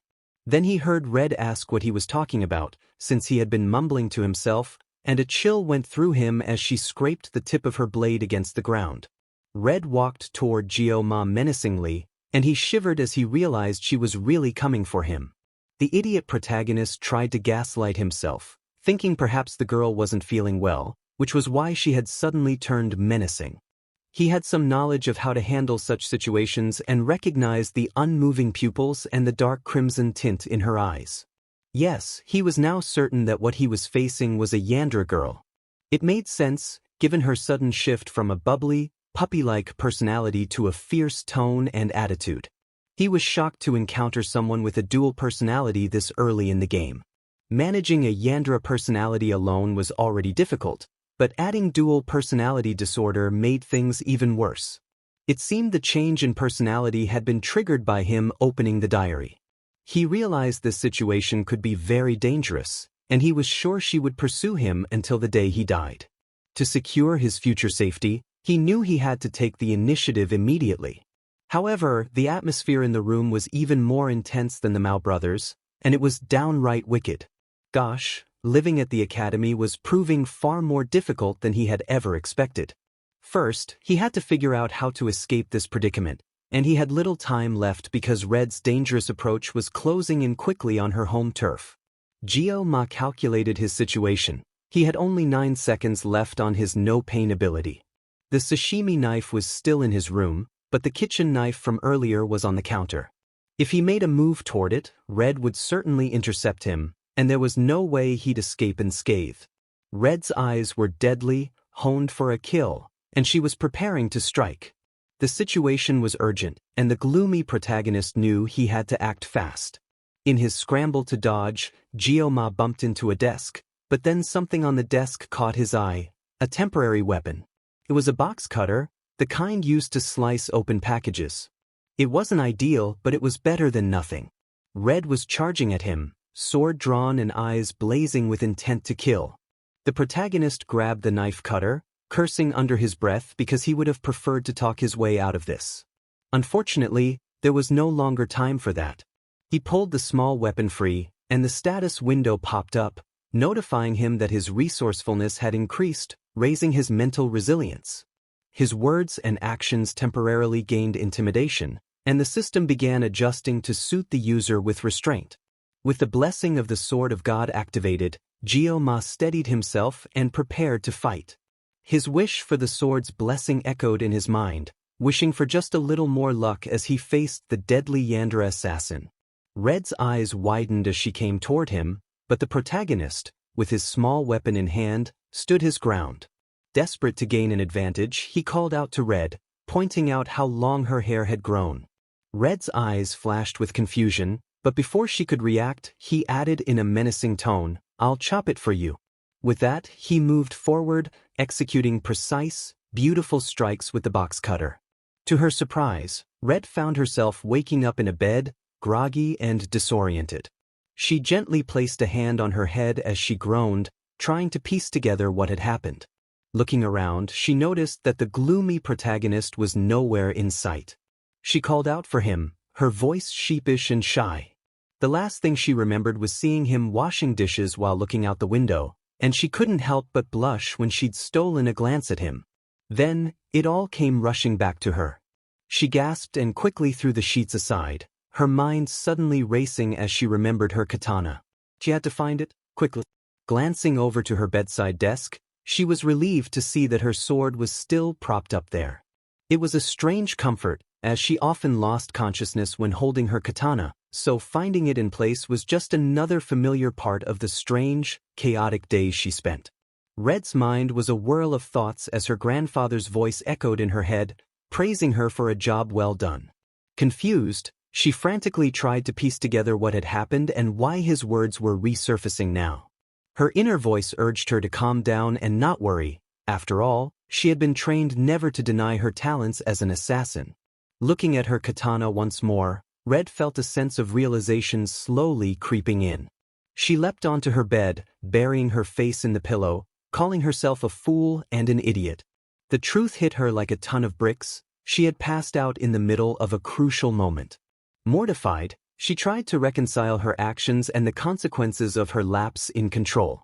Suddenly, the assassin's thoughts shifted to the boy, ᴄᴏᴘᴘ.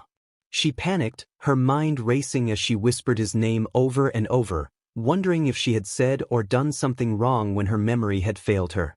Her thoughts were interrupted when she noticed something on the floor of her bedroom. Red's eyes widened when she saw a utility knife lying there, and she picked it up, puzzled. It wasn't long before she realized that her hair felt a little shorter than it should be. She stared at the knife in her hand, confusion turning into realization. Had he really cut her hair? And, as if to confirm her thoughts, Red saw that her hair had been neatly tidied up, with the cut strands disposed of in the trash. The evidence was clear. A deep blush colored her cheeks. ᴄᴏᴘᴘ had taken such care to clean up after himself, and the thought made Red feel a warmth in her chest. She sighed in admiration, feeling that he was much kinder than she had initially given him credit for. Without wasting a moment, she grabbed her journal and a pen, eager to document her feelings before she forgot. She scribbled down her love for him in simple, yet heartfelt words. Meanwhile, ᴄᴏᴘᴘ was in a much worse state, leaning against a tree in the forest, groaning as he battled the aftermath of his exhausting ordeal. The effects of the painless blessing had worn off, and now he was paying the price. His body felt like jelly, and he worried he might throw up everything he had eaten. He barely managed to make it past the 9-second mark, but the residual pain was unbearable. Collapsed on a bench, the gloomy protagonist gave up on holding it in and ended up vomiting everything he had for dinner. He groaned in misery, stomach empty and aching. As he lay there, he couldn't help but think of Red, though the thoughts were hazy, as if his mind was still clouded by the aftereffects of the battle. Her swordsmanship had been something extraordinary, a fluid, almost surgical style that aimed for vital points with a precision that was impossible to ignore. It was a technique that seemed designed for one thing only: assassination. Even though Red had been momentarily distracted by her own inner turmoil, ᴄᴏᴘᴘ could still sense the lethal precision with which she wielded her sword. The whole encounter had left him unsettled, but also more intrigued by the girl who had so easily shifted between a sweet demeanor and a deadly assassin's focus. ᴄᴏᴘᴘ couldn't shake the tension of the previous encounter with Red. If she had caught him off guard just a moment longer, he was certain that his head would have been separated from his shoulders. The instinctive reflex to defend himself had been terrifyingly sharp. His strike had aimed straight for her neck, but his makeshift weapon, a short utility knife, was far too small to land a killing blow. Instead, it had merely sliced through her hair, narrowly avoiding her vital areas. Relief washed over him as he cleaned up the scene, hoping that no one would notice the mess he had caused. It wasn't easy keeping everything on the peaceful and safe side, especially when the stakes were so high. Maintaining a low profile and avoiding confrontation was supposed to be simple, but it was far more complicated than he had anticipated. The truth was, being ordinary in this world was one of the hardest things to achieve, and ᴄᴏᴘᴘ knew that better than anyone. He couldn't help but think back to when he first got thrown into this strange game. He hadn't lacked ambition, far from it. He had made it to the pinnacle of power using only a sashimi knife, yet the choice to give up on his romantic dreams and fight this bizarre game had been a hard one. But like everyone else in this world, he had his role to play. And now, with everything that had happened, he was stuck in a world where survival was as unpredictable as it was dangerous. In this world, Miracle's blessing was the key to everything. It was the gift of the world's true protagonist, the one ᴄᴏᴘᴘ had not yet met, and it was said to be one of two legendary blessings in this twisted game. Alongside Valor Joaquin's benediction, the two blessings had the same purpose: save the world from the Demon King. ᴄᴏᴘ's own blessing, however, wasn't as grand as that. He had the humble blessing of the sashimi knife, a weapon that held no legendary power of its own. He had no skill with swords, And despite the fact that the sword of the protagonist could give its wielder immense power, ᴄᴏᴘᴘ was stuck with a small knife that barely made an impact. He slapped his cheeks in frustration, trying to remind himself to stay focused. Ever since he had arrived in this strange world, ᴄᴏᴘᴘ had been trying to hold onto the truth. None of this was real. The characters, the plots, the world, it was all a game. And yet, that understanding hadn't made things any easier. He had forgotten his original goals, lost in the complexities of trying to survive in a game that seemed to be more alive than he had anticipated.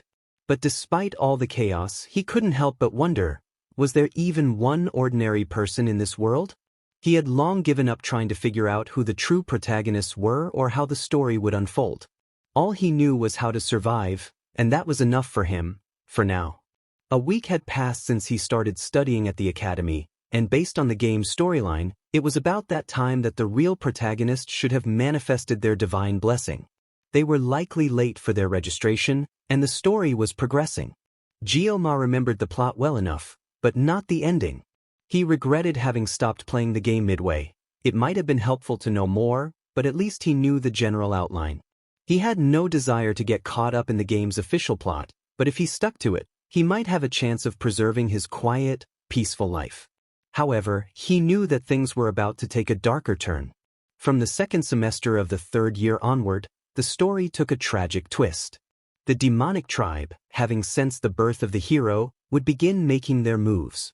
Under the leadership of their core commander, they would join forces and launch an attack on the academy, threatening not just the institution but the hero's very existence as well.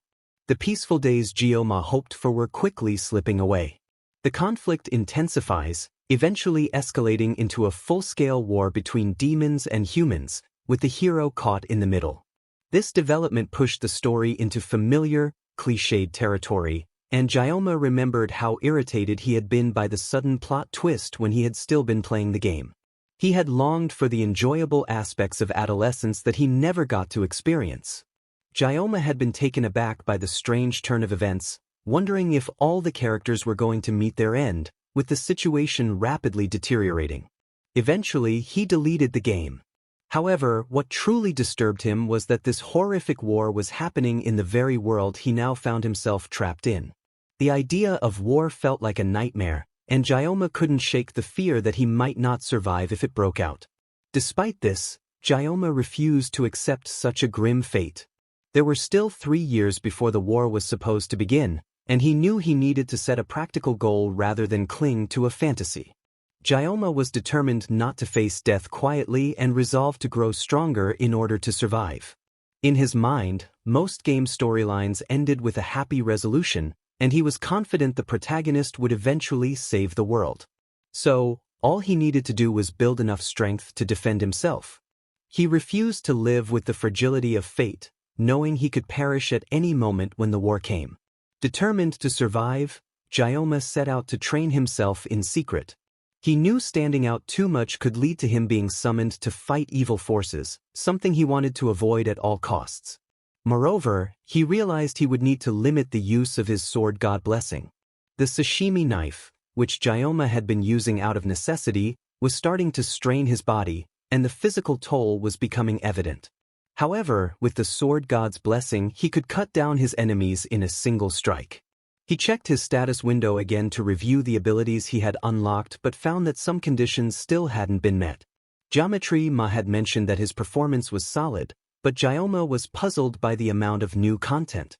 He could now see the potential to grow his body, mind, and equipment.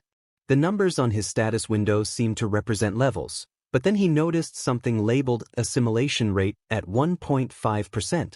He had no idea what that meant or why it was so low.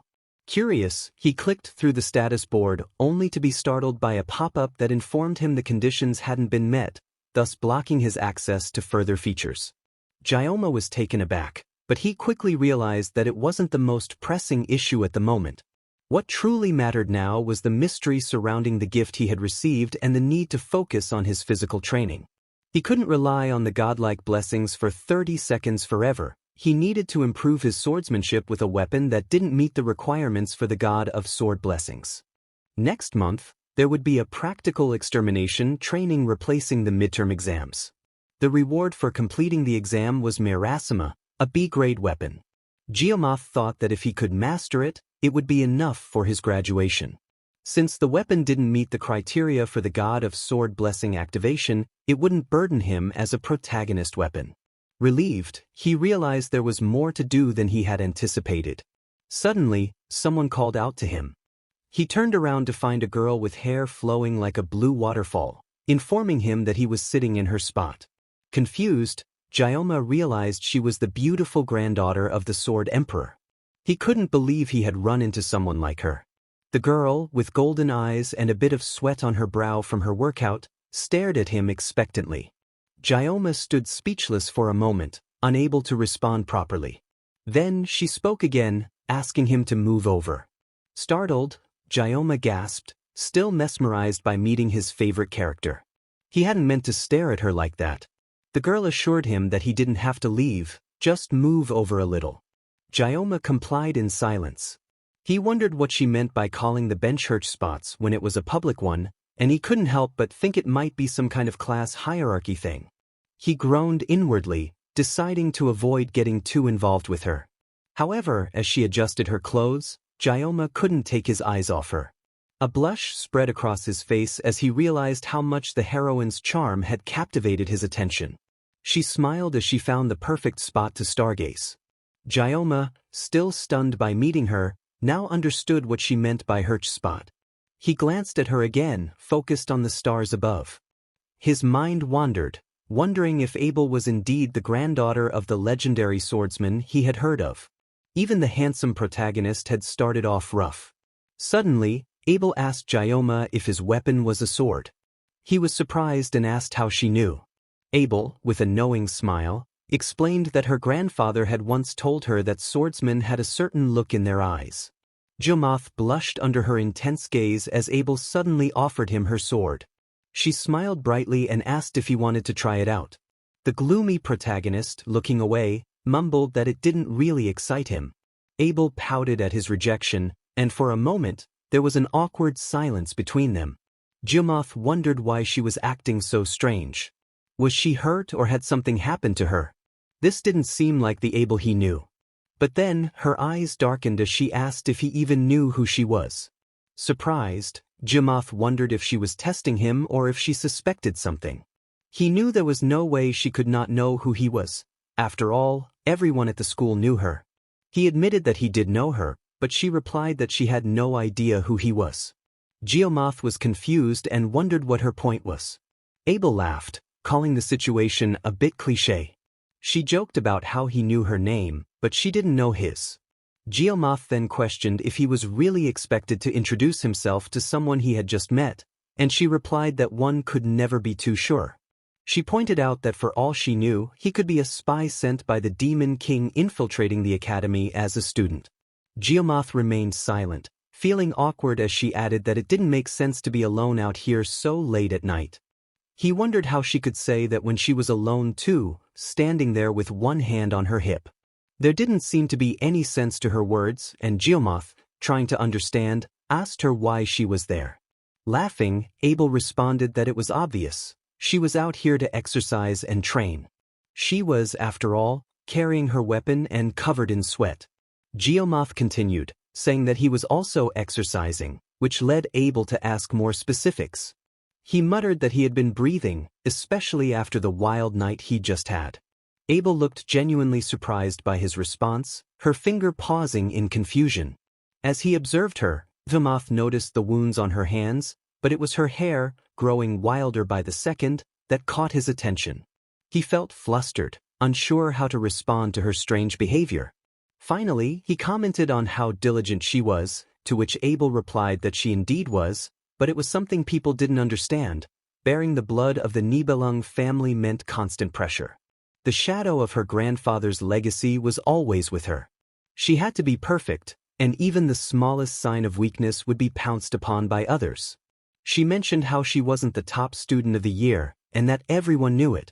To be honest, it was the first time Abel had lost to someone, and ᴄᴏᴘᴘ remained silent, sensing that the conversation had veered into dangerous territory. Then, with a happy blush, she asked him if he knew, revealing that on one hand, She felt very relieved. ᴄᴏᴘᴘ didn't respond, looking like he was trapped in an awkward conversation. Abel continued, now expressing her curiosity about who it was that had defeated her. She wanted to know their identity, and the more the conversation unfolded, the more terrified ᴄᴏᴘᴘ became. Then, Abel added that her desire was to defeat the top student next time. ᴄᴏᴘᴘ nearly passed out from the fear her words brought, but he masked his shock with a hard spat cough. Nervously, he asked if she really had to go that far. She assured him it was a matter of pride for her. She shared that she had begged her grandfather for details, and he revealed that the top student wasn't even from her class. Naturally, Abel was offended, but there was more. This top student had the audacity to skip the oath. She initially refused to accept being second to someone like that, but then she calmed down and admitted she was sharing all of this with someone she didn't even know. Confused, ᴄᴏᴘᴘ asked why she was telling him all this. Abel tilted her head thoughtfully and then pouted, explaining that she thought he seemed weak. Needless to say, ᴄᴏᴘᴘ was offended by her words. Abel then cheerfully declared that her family motto was to be firm with the strong and merciful to the weak, and that all her classmates were good at what they did, which made it hard for her to make friends. ᴄᴏᴘᴘ couldn't believe what he was hearing and realized that this was likely why the heroine had always been so distant. After stretching and smiling with satisfaction, Abel announced she was going to turn in for the night. ᴄᴏᴘᴘ bid her farewell, but then she paused, seemingly remembering something. She suddenly yelled at him, asking why he hadn't told her his name. ᴄᴏᴘᴘ mumbled that he didn't want to, which visibly displeased her. Later, in class, all the students gathered at their desks, ready to study. ᴄᴏᴘ's life at the academy had turned out much calmer than he expected. Chloe quickly made friends and blended into the class while ᴄᴏᴘᴘ worked hard to avoid her. He made sure to steer clear of eye contact and any encounters with her. In the rare moments when he did meet eyes with the Sky Assassins, their icy glares, and the laughs at his special admission status, were enough to discourage him. ᴄᴏᴘᴘ couldn't care less about their dismissive looks and continued to ignore them. He wasn't the only special student in the class. There were others, though most of them seemed reluctant to interact with each other, likely due to a sense of entitlement. The MC reflected that it was a good thing he wasn't in one of the upper classes. Right now was the season when the Star and Dragon classes would form political factions, their members eyeing each other like dark demons. He knew from his past experiences in the game that it would be nothing short of chaotic, a circus of politics in the middle of school. Just thinking about the drama they would stir up made his head spin. Instead, he found himself content to be where he was, at least for now. His life felt peaceful, and he was able to eat well, humming happily as he thought about what he would have for his meal that day. The academy director had handed him a MasterCard key, apologizing for the delay and mentioning that he should have received it sooner as part of his top student benefits. This faculty member card allowed ᴄᴏᴘᴘ to easily pass through the school's feeding system, and he couldn't help but feel immense gratitude for it. The thought of bowing 3 times a day to express his thanks seemed insufficient. He closed his eyes in worship of the black membership card, thanking both the fates and the academy director for granting him such a luxury. He was fulfilling his duties as a faithful student, and this new perk didn't impact the main scenario significantly. With a sense of triumph, he envisioned a future of peaceful bliss for the next 3 years, living quietly without drawing attention. As long as he stuck to his plan, he was confident he could live the life he imagined. The teacher's lecture then shifted to the history of the academy. ᴄᴏᴘᴘ was somewhat familiar with the tale. 700 years ago, after the First Human-Demon War, the hero ᴄᴏᴘᴘ, recognizing the need to cultivate the next generation of heroes, had founded the academy with his 7 disciples. The teacher emphasized that this story would be part of their exam, so the students should pay close attention. ᴄᴏᴘᴘ wasn't too worried about it. He already knew the basic details. The hero ᴄᴏᴘᴘ had fought fiercely for 20 years against the commander of the First Corps, the First Army, and Lichen, the Demon King's right-hand man. In a mighty battle, ᴄᴏᴘ had been victorious, but at a great cost. He lost an arm and could no longer fight. The battle had been intense, the ground soaked in blood, with no clear victor until a bright light had shone and crashed into the earth, signaling the end of the conflict. Thankfully, the humans and demons reached a truce amidst the chaos, leading to the establishment of the Jogun Academy by Jae-gun Baylor to nurture the next generation of heroes. This war, Gyo-ma knew, had resulted in the non-aggression treaty between humans and demons, ushering in an era of peace that would last for 700 years. But whispers in the class hinted at concerns about whether there would be a war in their generation. One student, however, laughed it off, dismissing the notion of war in the 21st century. Instead, they were more worried about what to wear to a party the next day. The MC had no comment about the students' chatter regarding the possibility of war. While everyone around him was still wrapped in the peaceful serenity of the academy, Gyo-ma was the only one who knew that the first crack in the 700 years of peace was imminent. He knew it was only natural for people to become complacent with peace, but he refrained from telling the academy director or anyone else. He understood that revealing such knowledge might have unforeseen consequences that could only worsen things. Argai sighed. The academy director, Medea, often expressed her desire to leave her position, hinting during casual conversations that she was eager to move on. Yet, she was the first person to notice the abnormality in the peace that was brewing, thanks to her own insight and the poet's lord. In the game story, Medea had been the first of the 7 heroes to rise up to protect the students from the looming danger. Despite this, Gyo-ma, having played only a small portion of the game, knew the unfortunate fate that awaited the academy director. From his research, he had learned that Medea would be the first to fall to the demon king, sacrificed in the conflict that would soon unfold. The realization struck him hard, and he stared in silence, horrified by the cruel twist in the plot. Now, as he lived the story, Gyo-ma wondered if things would have been easier for him if he had remained ignorant. If only he didn't know what was to come, perhaps he could have avoided the overwhelming weight of knowledge that now burdened him. As the lecturer wrapped up the day's class, he reminded the students to study hard for their upcoming exams in 2 weeks. The students left the room, chatting excitedly amongst themselves. Argai observed their lively mood and wondered what was causing all the excitement. Curious, he checked the date, May 5th, the right time for the arrival of the protagonist. The MC didn't expect the true protagonist to come through their class, as he was likely to head straight to the star class where he belonged. But the excitement in the air made him eager to find out. And sure enough, on the 5th of May, someone important stepped through the door. The world's main character had arrived, Leon van Reinhardt. His flashy blonde hair and tall, proud figure turned heads as he entered the school. The peaceful years of the academy's existence were about to be shattered. Leon's handsome face and confident presence were captivating, drawing attention from everyone around him, especially the women. In the game, he was the object of affection for nearly every female character, from Rachel Myron, the niece of the Spear Saint, to Seiki Ryuzo, the daughter of the Bowmaster, and even Abel von Niblum, the grandfather of the Sword Emperor. Gyo-ma tried not to think too much about the fanfare surrounding Leon's entrance. He focused on channeling positive thoughts instead, knowing that the protagonist's arrival would likely lead to significant changes in their world. The protagonist's entrance was as grand as Gyo-ma expected.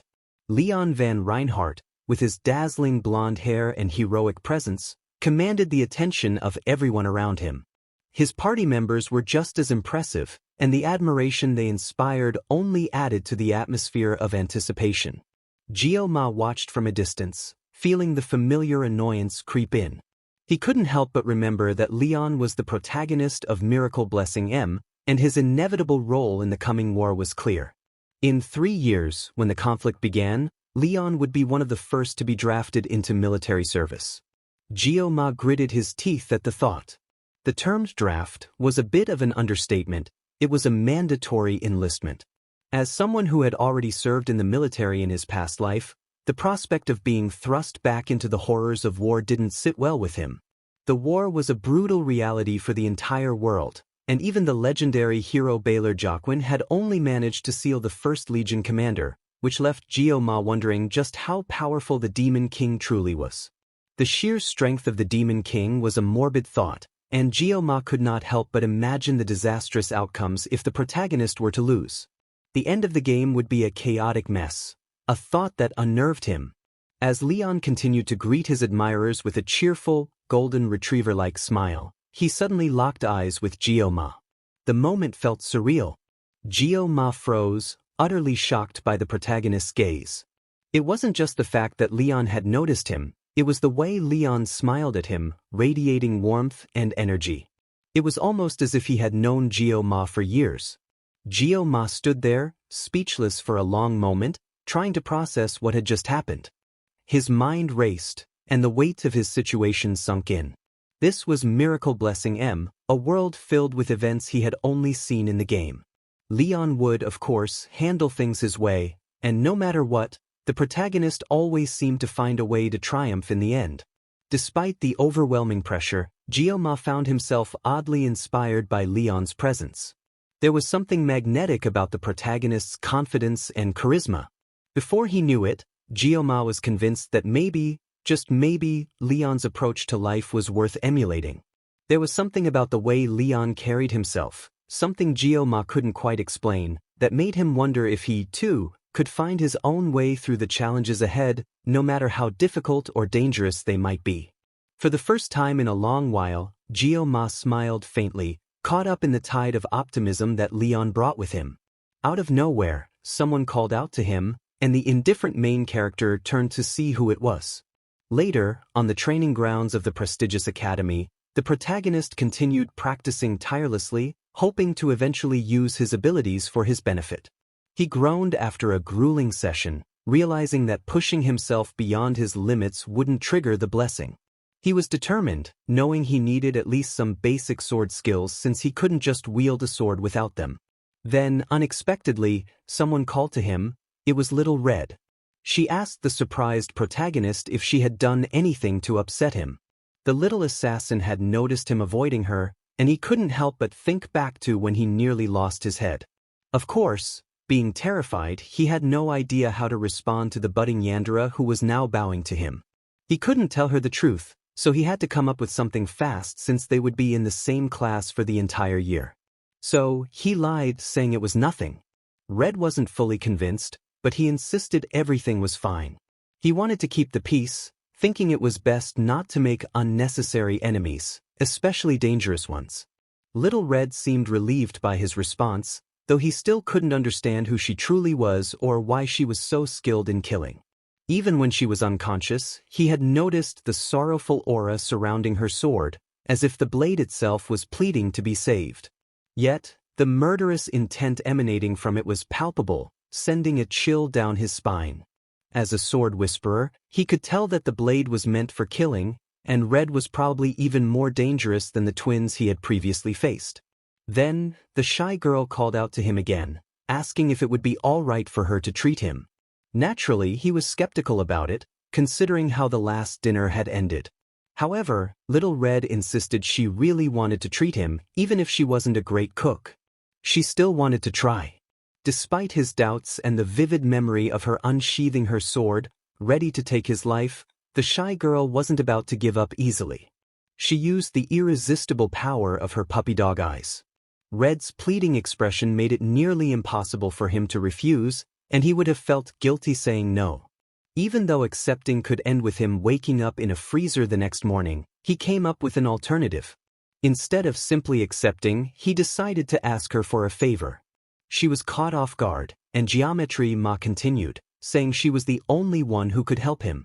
This made Red feel special, and a blush appeared on her cheeks as she felt like the chosen one. Eagerly she asked, "What do you want?" The clever protagonist chuckled and asked Red to teach him some swordsmanship. He needed an instructor, and she just happened to have a sword and was skilled at using it. After all, Chloe was incredibly strong. It seemed like a perfect excuse to him, especially since he'd been researching how to handle yandere personalities before bed ever since that incident. He had learned some useful tips for surviving a yandere, so he figured this was as good a time as any to put those lessons to use. Thus, their training began, and Red happily called out to him, excited and full of energy. She asked when he had arrived at the training grounds, explaining that she had been waiting at a different entrance. He greeted her and explained that he had just gotten there. Red beamed and said she had arrived a little earlier with a wide smile, while the timekeeper confirmed the exact time. She revealed that she had gotten there around 6:30, nearly 2 hours before they were supposed to meet, but just laughed it off. The observant protagonist took note of her appearance, and Red, blushing, asked if she looked odd in her cute outfit with the sword strapped to her side. Although she did look lovely, the clueless protagonist simply said she looked fine. He hadn't noticed before, since he'd only seen her in a uniform, but now, in her crop top, he noticed her well-toned stomach muscles. He could now understand why she was so strong. Regardless of all this, he found her rather cute, and this rare chance made him feel a bit more hopeful. He handed her a wooden sword, and she was surprised that they weren't using real weapons for practice. ᴄᴏᴘᴘύʀɪԼ콴 certainly didn't want his head chopped off by a yandere, so he pretended it was for a reason other than that. He had no intention of fighting for his life and explained that it was just training, so they would be using wooden swords to avoid injury. Red laughed, seemingly surprised by this, and giggled, calling him nice. ᴄᴏᴘᴘύʀɪḻ뾱, though terrified by her malicious expression, tried to hide it. Red then focused and tested the weight of the sword before easily swinging it around with one hand, looking completely unfazed. The protagonist was shaken, watching a seemingly weak girl effortlessly make the air tremble with her strength. He decided it would be best to be cautious before she broke him like a watermelon and figured he'd use his blessing as a last resort. Feeling paranoid, he checked his status window and blessing, making sure everything was in order. The sword's length wasn't an issue, and his body was still growing steadily, so everything was ready. However, the cautious protagonist began to wonder if the blessing usually worked this way. While it wasn't unusual for a blessing to evolve with experience, the protagonist was confused, wondering if it was typical for them to come with extra effects.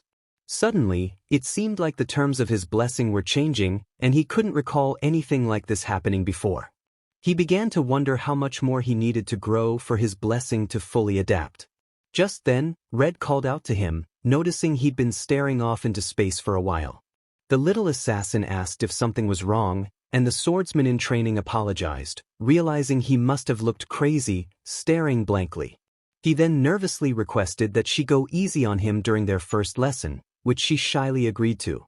He gripped his wooden sword, ready to swing. It was time to start, and the protagonist raised his weapon with determination. The air grew tense as Red also picked up her wooden sword. In his past life, everything the protagonist had learned was through hands-on experience. To him, seeing was believing, and mastering something required complete dedication, willing to sacrifice everything. That was why he had adapted so quickly to life at the academy, thanks to all his training. Red swung her sword with a fiery red aura, taking a warrior's stance.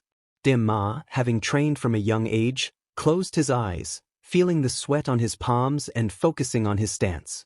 He knew that the final blow of a sword strike should always land on the opponent.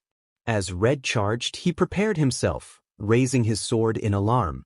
Her attack was swift, catching him off guard. He gritted his teeth, trying to block it, but she was too fast. He barely dodged, the wooden sword grazing his cheek and leaving a small bruise. Shocked by her speed, he cursed. It seemed like he had bitten off more than he could chew, despite begging her to take it easy. Red, however, still had that determined look on her face. She cracked her fingers, adjusted her grip, and charged again. ᴄᴏᴘᴘύʀɪლიʲ, stunned, managed to knock her sword back. His arms trembled from the effort, and while it wasn't the block he had hoped for, he took comfort in the fact that he had at least managed to defend against her. But Red wasn't done. The protagonist watched in horror as she launched at him once more. He didn't even see when she had taken to the air. Realizing she was only going to keep getting faster, ᴄᴏᴘᴘᴘ cursed. It dawned on him that Red had held back on one of her earlier attacks. He quickly raised his sword and managed to block her strike. Their wooden swords clashed fiercely in combat, but cracks began to appear in the protagonist's weapon. It wasn't holding up under the pressure. ᴄᴏᴘᴘ started being pushed back, unable to stop the relentless onslaught. Red came at him like an unyielding force, a barrage of strikes that left him no room to breathe. Forget facing a demon clan. If the hero wanted a challenge, he could train by just fighting her, as her attacks showed no mercy. Each strike from Red was heavy, and he knew that one hit could end him in an instant. So much for her saying she'd take it easy on him. Panic started to set in as the protagonist struggled to block and deflect her attacks, unable to find any chance to retaliate. Finally, his wooden sword broke with a sharp crack. The sword flew from his hands, and he stood there, stunned, staring at the broken weapon. To his surprise, Red seemed equally shocked, as if she hadn't been the one to break it. She gasped, apologizing profusely, clearly upset that she had destroyed his weapon. She explained that she had been trying to go easy on him but ended up breaking it by accident. Realizing he was no longer responding, she called out to him. Then, she noticed something that he had already figured out. The sword had broken in exactly the way needed to activate his blessing. His power signaled that the weapon's condition had been met. With the weapon damaged, an error occurred, and the power adjusted to fit his current personality. Suddenly, Dima found himself surrounded by an overwhelming surge of power. His humanity began to rapidly diminish, and the sword god's divine blessing activated. The system gave a cautionary warning as Red jumped back in alarm. The damage to the weapon had triggered a reaction, and the system began adjusting the user's personality through coercive power. A deadly aura enveloped ᴄᴏᴘᴘύʀɪጵ as his humanity continued to shrink, and despite his attempts to resist, he couldn't fight against the rapid awakening of his hidden abilities. The blessing of the sword god had fully activated. Meanwhile, Kim, utterly confused, found himself standing in front of a kitchen, wondering where he was. He blinked, realizing it might have all been a dream. He remembered preparing fish earlier and knew he had to get back to work. Focusing on the task at hand, he glanced at the array of knives, debating whether to use the Chinese chef's knife after so long. But when he tried to select it, a warning appeared, telling him he couldn't use that particular weapon. Confused, Kim was left unable to understand why he couldn't pick the knife. Kim selected the katana, but once again, a warning popped up telling him he couldn't use that weapon either. Frustration began to rise as he grew increasingly annoyed with the situation. However, the system reassured him not to worry and to continue with what he was doing. With only the sashimi knife left, Kim hesitantly reached for it. The blurry system confirmed that he could use the weapon, instructing him simply to pick it up. Still doubtful, Kim pointed out that holding the sashimi knife would be painfully difficult. But the system asked him if it truly felt that way. As Kim grasped the knife, he was surprised to find that it didn't hurt at all. In fact, he felt strangely refreshed. The system gently urged him to trust it and use the knife as it was. The fish cutter was now completely under the system's control, his body losing consciousness and the ability to resist. The system informed him that today would be the day to create something extraordinary. Suddenly, an intense heat enveloped Kim, and he radiated so much warmth he felt like an oven. Red, concerned, asked if he was okay, but the burning protagonist could not respond. He was now moving with incredible speed, almost like light itself. Red barely had time to react as he appeared in front of her, his broken sword now sharpened into a dagger-like shape. With immense force, he attacked her. Red tried to call out, urging him to slow down and stop, but before she could finish her words, she lost her footing. Kim's powerful strike sent her flying, like a gust of wind. The impact was so strong that Red didn't expect it, and she was left reeling in midair, disoriented and in pain. Blood spilled from her as shock and confusion set in from the intensity of the attack. In that moment, Kim felt like an entirely different person than before. Red gasped, her eyes wide with shock as her opponent rushed at her once again. This time, it was he who exuded killing intent. The assassin quickly retreated, knowing she needed to stay out of the reach of the dark-haired, frenzied figure before her. His eyes were completely filled with blue, making him appear almost inhuman as he searched for her. The intensity of his previous attack had caught the assassin off guard, leaving her in pain and struggling to move. She clutched her chest, unable to understand what had happened to the kind, gentle person she once admired. Her once sweet and calm crush had turned into something unrecognizable. The match needed to end, but the burning figure couldn't hear her desperate plea to stop. Consumed by his killing instinct, he lunged toward her, hand outstretched as if determined to end the fight. Red realized she couldn't dodge his deadly strike and watched in horror and confusion. She called out his name, trying to reach him, urging him to regain control of himself. A brilliant light flashed as he closed in with a killing blow, his eyes still glazed over with murderous intent. Despite this, Red refused to give up. Clutching her chest, she cried out again, hoping her words would break through to him. Meanwhile, in another realm, Kim paused as something felt off.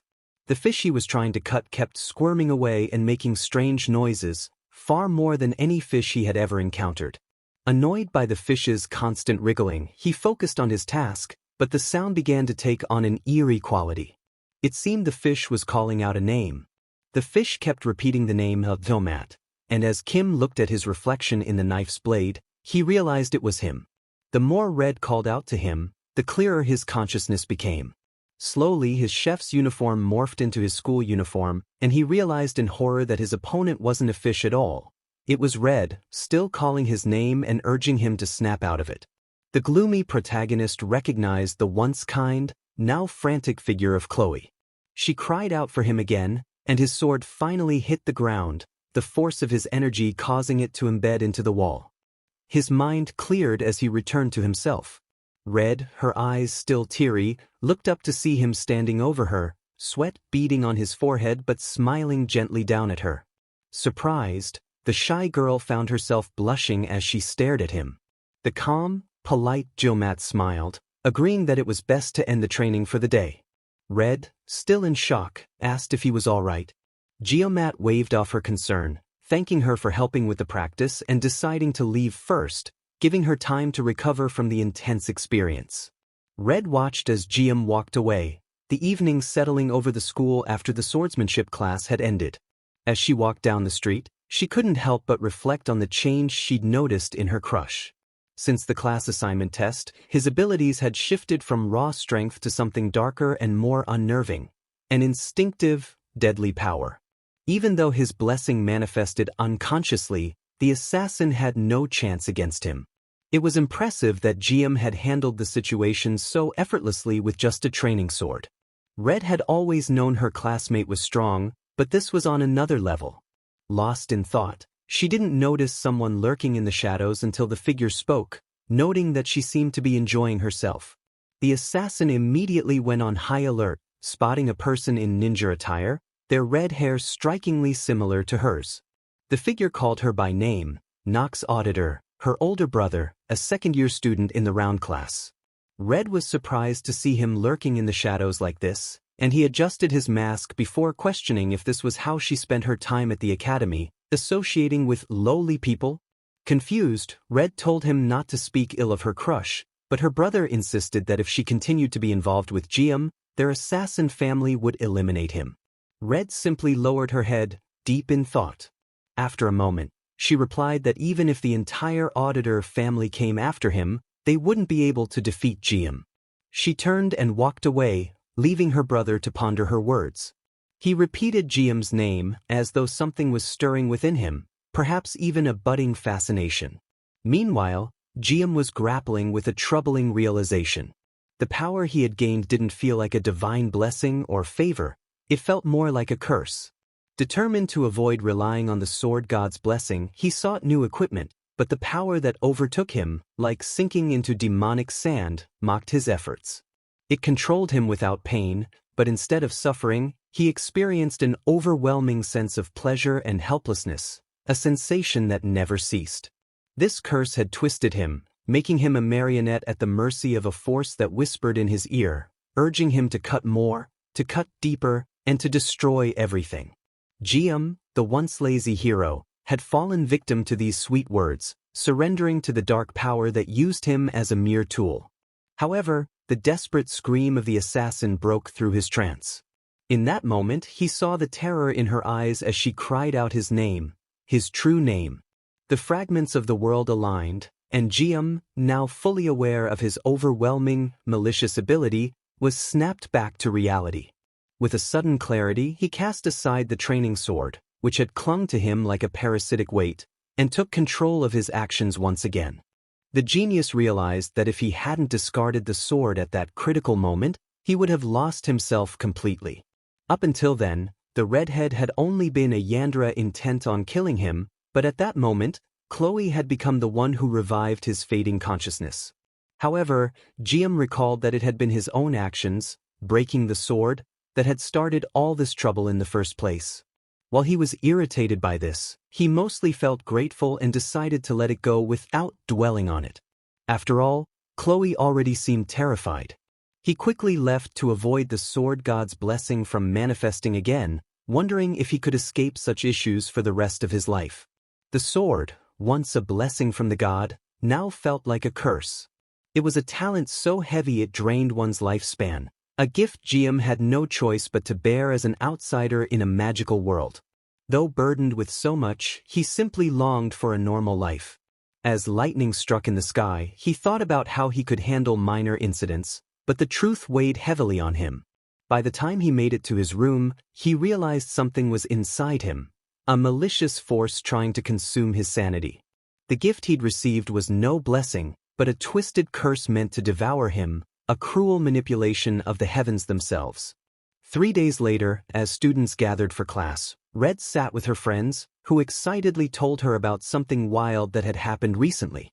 They urged her to check it out, and the assassin smiled, promising she would. But then she fell silent, noticing that her crush wasn't in class, and his usual seat was empty. Reflecting on it, she realized she didn't even have his contact information. Feeling a bit foolish for never asking before, she sighed, unsure of what to do next. Red had even gone to his dorm, but all she heard in response to her knocks were groans of pain. It was unsettling and made her anxious, but she feared that if she broke the door down, the lazy genius might resent her, so she simply left. Now, with him gone, she thought longingly of how much she had enjoyed watching him from afar.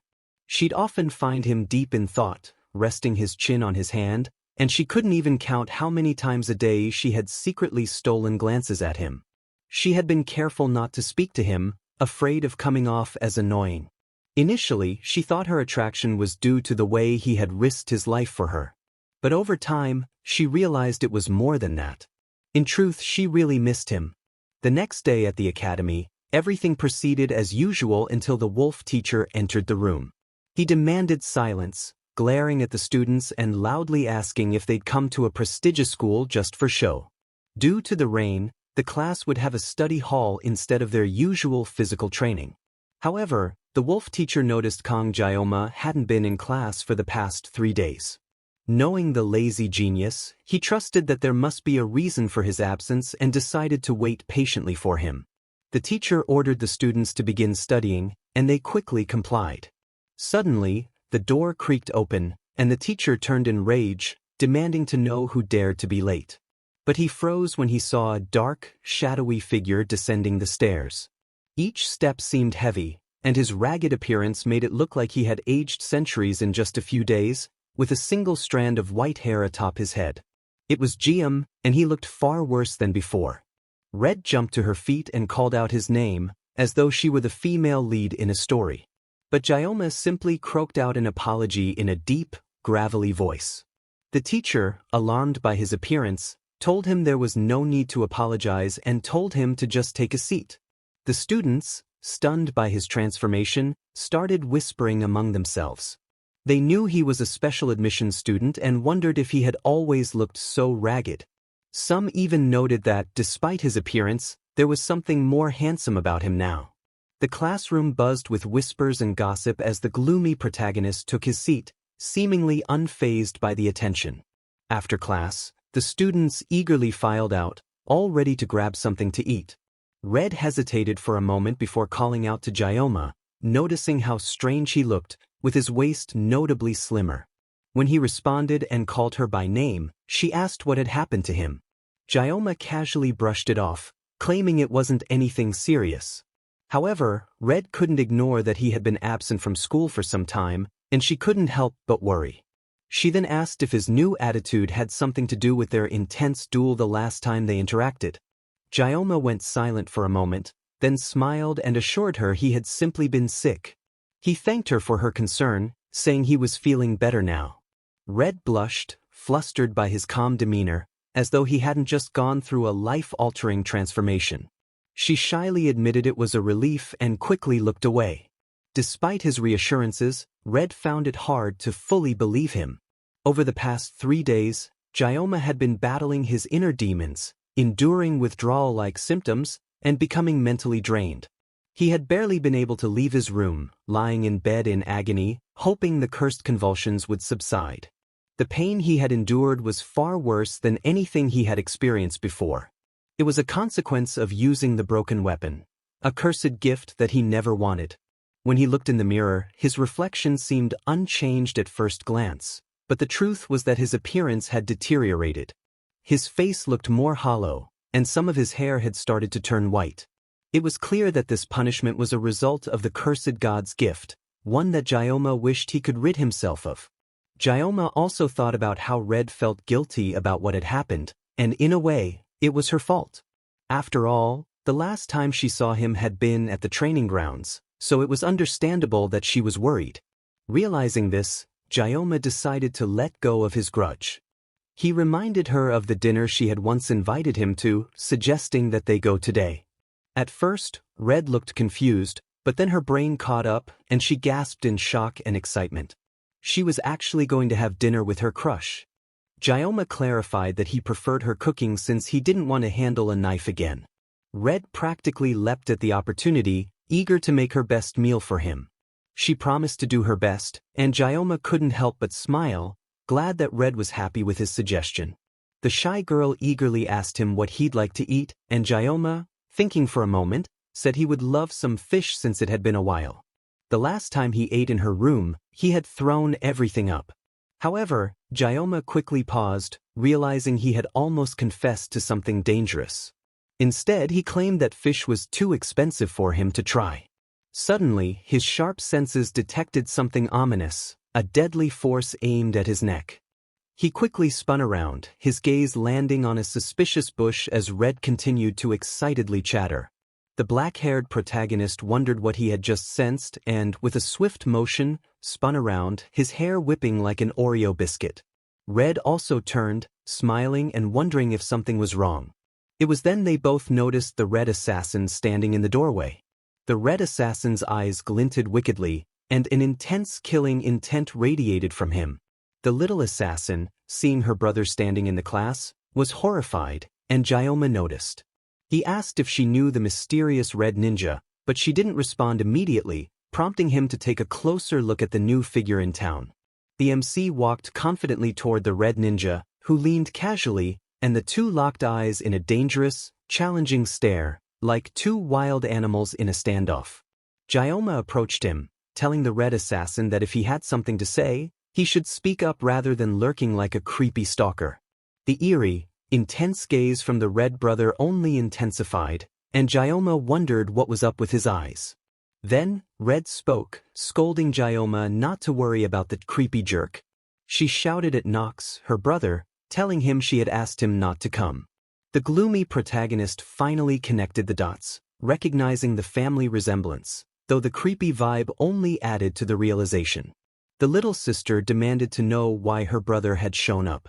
Nox noted, with a hint of irritation, that ᴄᴏᴘ didn't look impressive at all, mocking his sister for thinking such a pathetic-looking twin was worth breaking the auditor's rules. Red snapped back, claiming she had nothing to do with them anymore, and perhaps she wouldn't break the rules if they weren't so terrible. Nox glared at her and coldly reminded her that she couldn't wash the blood off her hands. Once an auditor, always an auditor, from birth to death. Meanwhile, the gloomy protagonist observed the exchange, feeling second-hand embarrassment as Red spoke rebelliously, and Nox delivered his lines as if in a historical drama. ᴄᴏᴘ wished they would tone it down. Yet, Nox remained fixated on the situation, telling his sister to get rid of the MC and return to being a proper auditor. Red bit her lip in frustration, then yelled that her brother shouldn't talk about her adorable crush like that. ᴄᴏᴘ, who didn't want to be involved in their argument, felt the tension rise. Everyone had been startled by her outburst, and as everyone headed out to eat, the situation was on the verge of spiraling into chaos.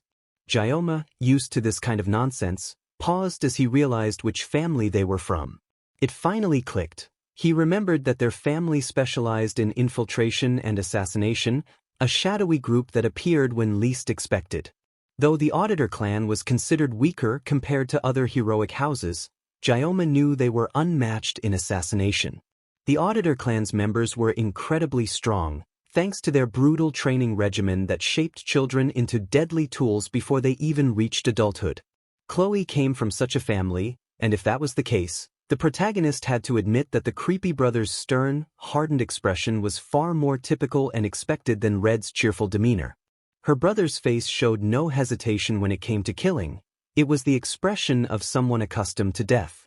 The protagonist knew that the auditor family probably hunted down and eliminated their enemies to maintain order. He didn't oppose killing when it was necessary, and in some cases he even justified it. However, looking at Red's trembling figure now, he began to question his perspective.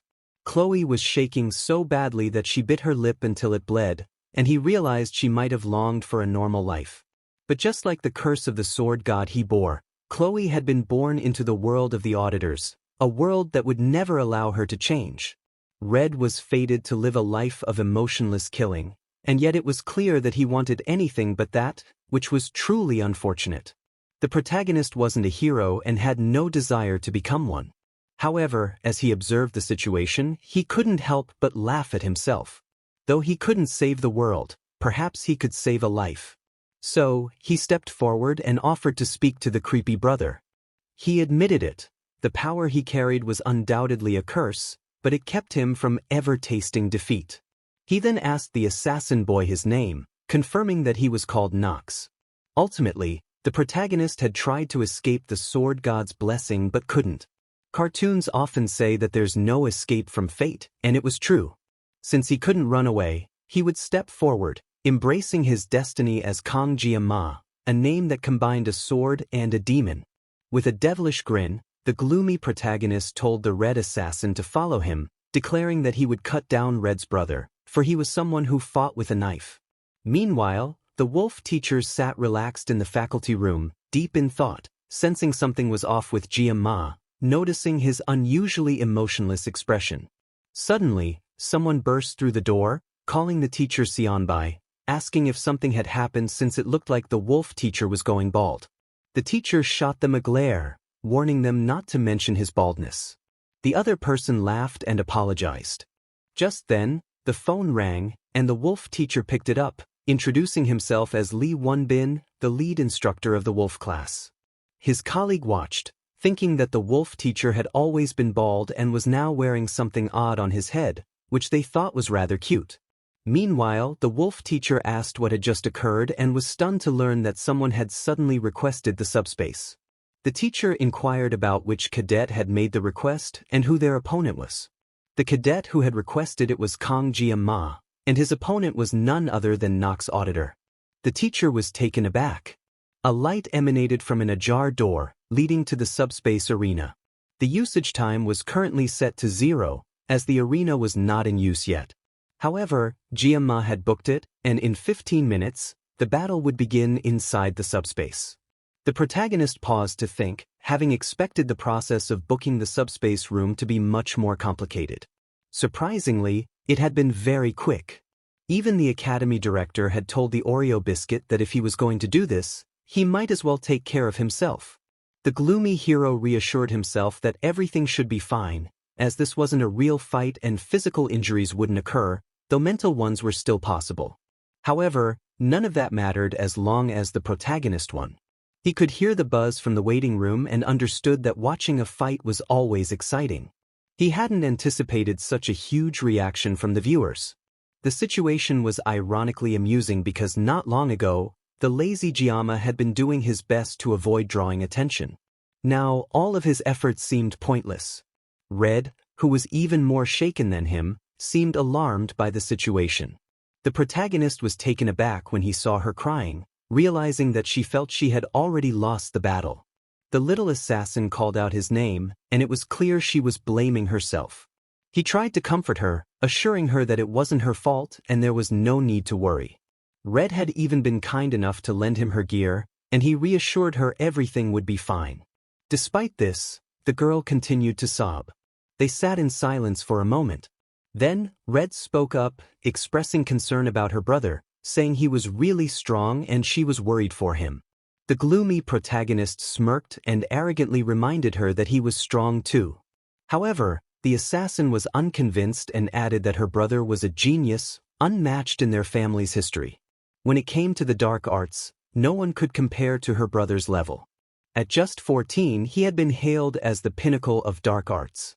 ᴄᴏᴘ was horrified by this disappointing and absurd title. He wondered who was responsible for creating such titles. Reflecting on this, he realized it had always been this way. No matter how much he tried to avoid it, it was a choice he had made. He gripped his rose knife, remembering how his mentor had grinned and told him he was destined to wield a blade for life. The mentor would never have imagined that, in his next life, the MC would still be running around with a sashimi knife. It wasn't time yet for the subspace duel, so the cadets were called to the grounds. As the announcement echoed, Red became even more nervous. The Oreo biscuit stood up casually and announced that he was leaving, prompting Red to nervously wish him farewell. He turned to her and, much to her surprise, said that the world was full of geniuses, which was why he gripped his knife tightly and declared he would win. With confidence, he waved and walked out nonchalantly. The light grew brighter as he stepped toward it, and he shielded his eyes. When he finally emerged, he found himself outside, under the vast blue sky, standing in a packed coliseum. The students cheered, recognizing him as the special student who wouldn't run away, and some cursed while others shouted that they believed in ᴄᴏᴘ. The students grew increasingly anxious as they awaited the duel. The MC found himself unexpectedly surrounded by fans, and he couldn't help but feel like a gladiator from the Roman Empire. He hadn't anticipated the intensity of the crowd's excitement. When he looked up, he was horrified to see that the entire star class had arrived to watch, and sitting at the top row was the protagonist, surrounded by all the beautiful girls he was supposed to win over. The waterfall-haired girl was also there, watching ᴄᴏᴘ silently, her face full of determination.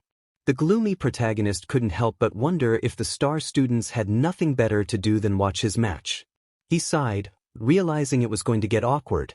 But before he could sulk further, the red-headed bully yanked him and shouted, accusing him of trying to mess with him. The angry assassin snarled that it seemed his opponent couldn't tell the difference between courage and arrogance.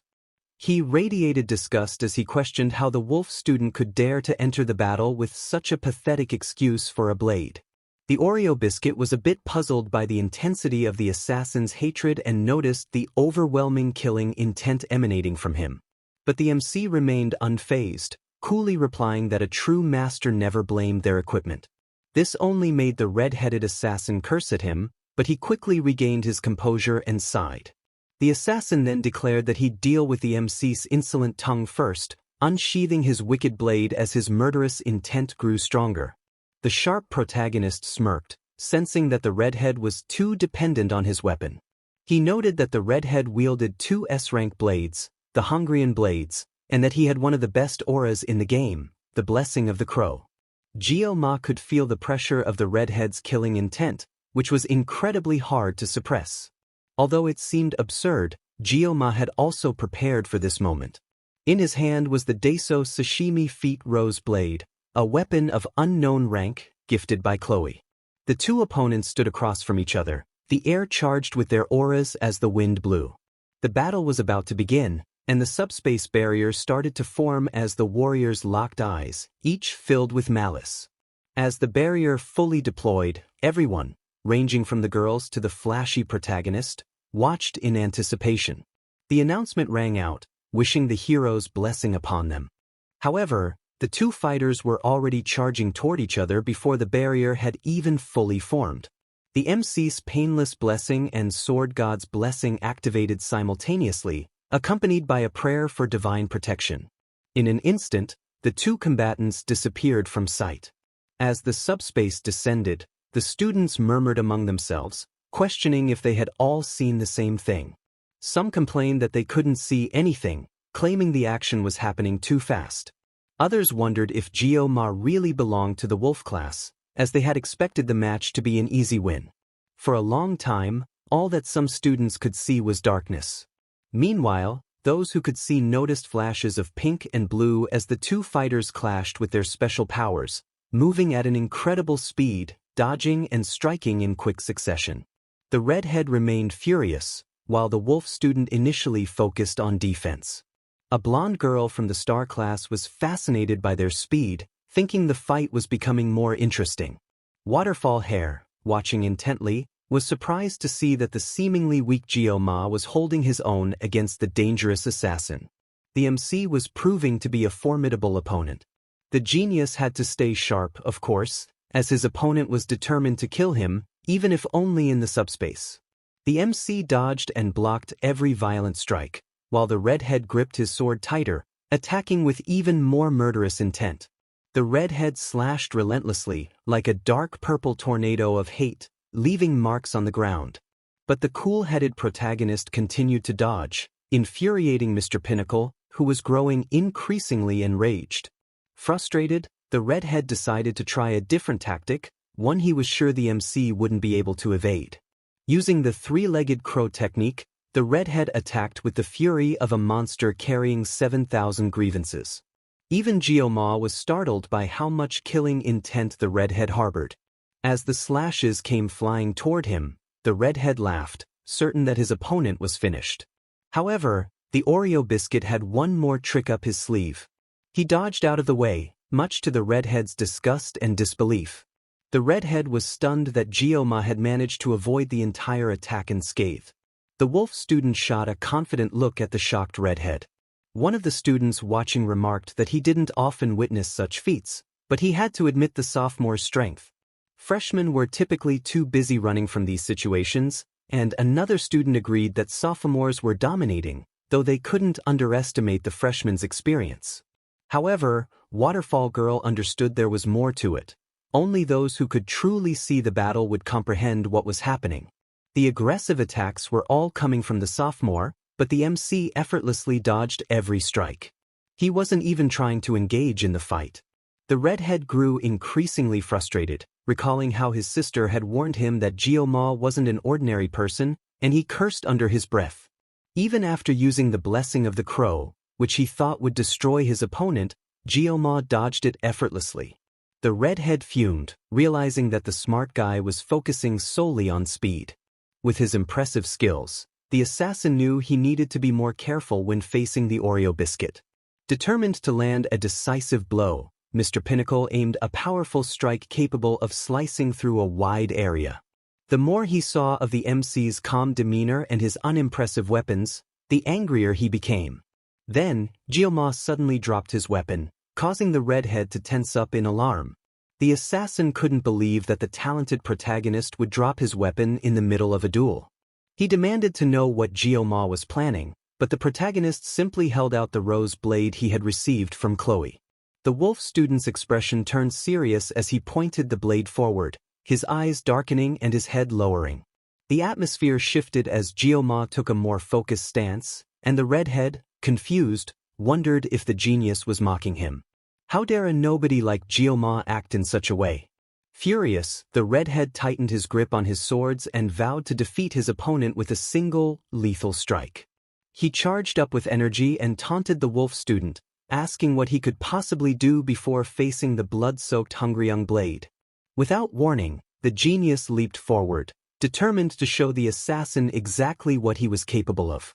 The redhead was speechless as his opponent flew toward him with precision, moving in a flawless, blinding arc of light. The MC had only ever wanted a peaceful life and had tried his best to avoid drawing attention. He had followed the rules as much as possible, but now it felt like a curse, as if something was chasing him, trying to take over his body. Deep down, something within him urged him to hold back. But with no way to escape, the MC surrendered to his fate. If he couldn't run, he would accept the sword god's blessing and curse. The light around him grew brighter as he committed to cutting his opponent down cleanly. The blinding light intensified as ᴄᴏᴘ's attack severed the redhead's sword arm. The assassin could only stare in shock as his arm was cleanly detached. The redhead's eyes widened in disbelief. He had been cut so swiftly and precisely that he hadn't even seen the attack coming. ᴄᴏᴘ had practically zipped past him at the speed of light. All the students watching were stunned, and even the protagonist was deeply intimidated. The wolf student moved with the speed of an anime character, and as he passed, everything around the furious assassin seemed to fade into darkness. ᴄᴏᴘᴘᴘ had embraced whatever came his way, whether a blessing or a curse, knowing that the peaceful future he had once hoped for was now a thing of the past. The final moment came as his blade cleanly severed the red assassin's arm. But that was just the beginning. With a swift twist, the MC launched himself forward at lightning speed, attacking the dark, vengeful energy of the redhead. As ᴄᴏᴘᴘύʀɪឡɪღᴛ sliced repeatedly, the redhead panicked and cursed, losing more of himself with each strike. The battle became so intense and graphic that everything went dark, and the subspace barrier was deactivated. A thick cloud of smoke filled the center of the ring. The students were silent, too stunned to cheer, as they processed the brutal violence they had just witnessed. The red-headed assassin collapsed in defeat, shaking on his feet, while ᴄᴏᴘᴘύʀɪឡɪღᴛ calmly sheathed his knife. The faint blue glow from the weapon illuminated the stunned faces of the star-class students, who watched with a mix of awe, fear, and respect. The smoke cleared, signaling the end of the subspace duel. But the entire Colosseum remained eerily quiet. ᴄᴏᴘᴘύʀɪឡɪღᴛ nervously scratched the back of his neck, wondering if he should have anticipated this kind of reaction. There was no going back now. He had done it all with a simple knife meant for gutting fish. Despite the violence, ᴄᴏᴘᴘύʀɪឡɪღᴛ had always felt that cutting another person was deeply unpleasant. The only comfort he had was that neither the Mao brothers nor the Nox had died in the subspace fight. The subspace's impressive specifications had ensured that no one had actually been killed, though Nox seemed deeply shaken, drenched in sweat.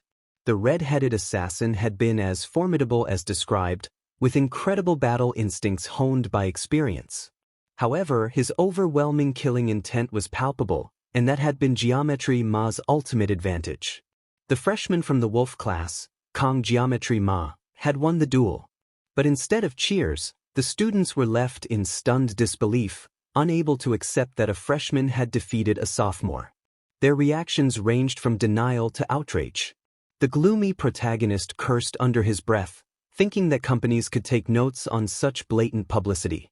He couldn't change what had happened. This was the path he had chosen, and now he was determined to endure the challenges ahead with sheer willpower and determination. He walked away from the battle center, the school still buzzing with talk about the fight.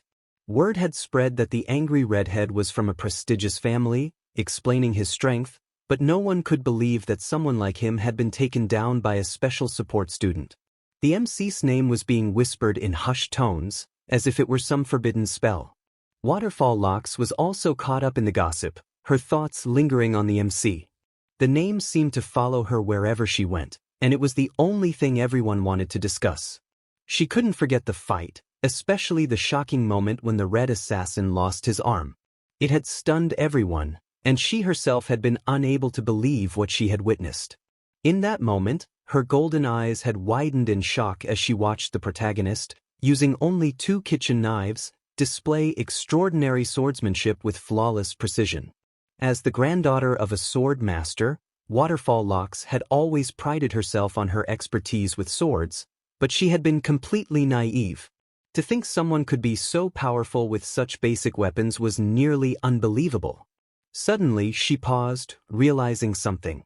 Despite her shock, she was curious about who had defeated the redhead. She wondered who it was, so she could challenge them next time.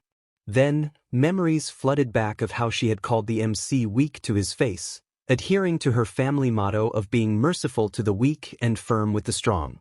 Waterfall Locks also recalled how the year's top student wasn't in her class, and as the realization struck her, she was left in shock.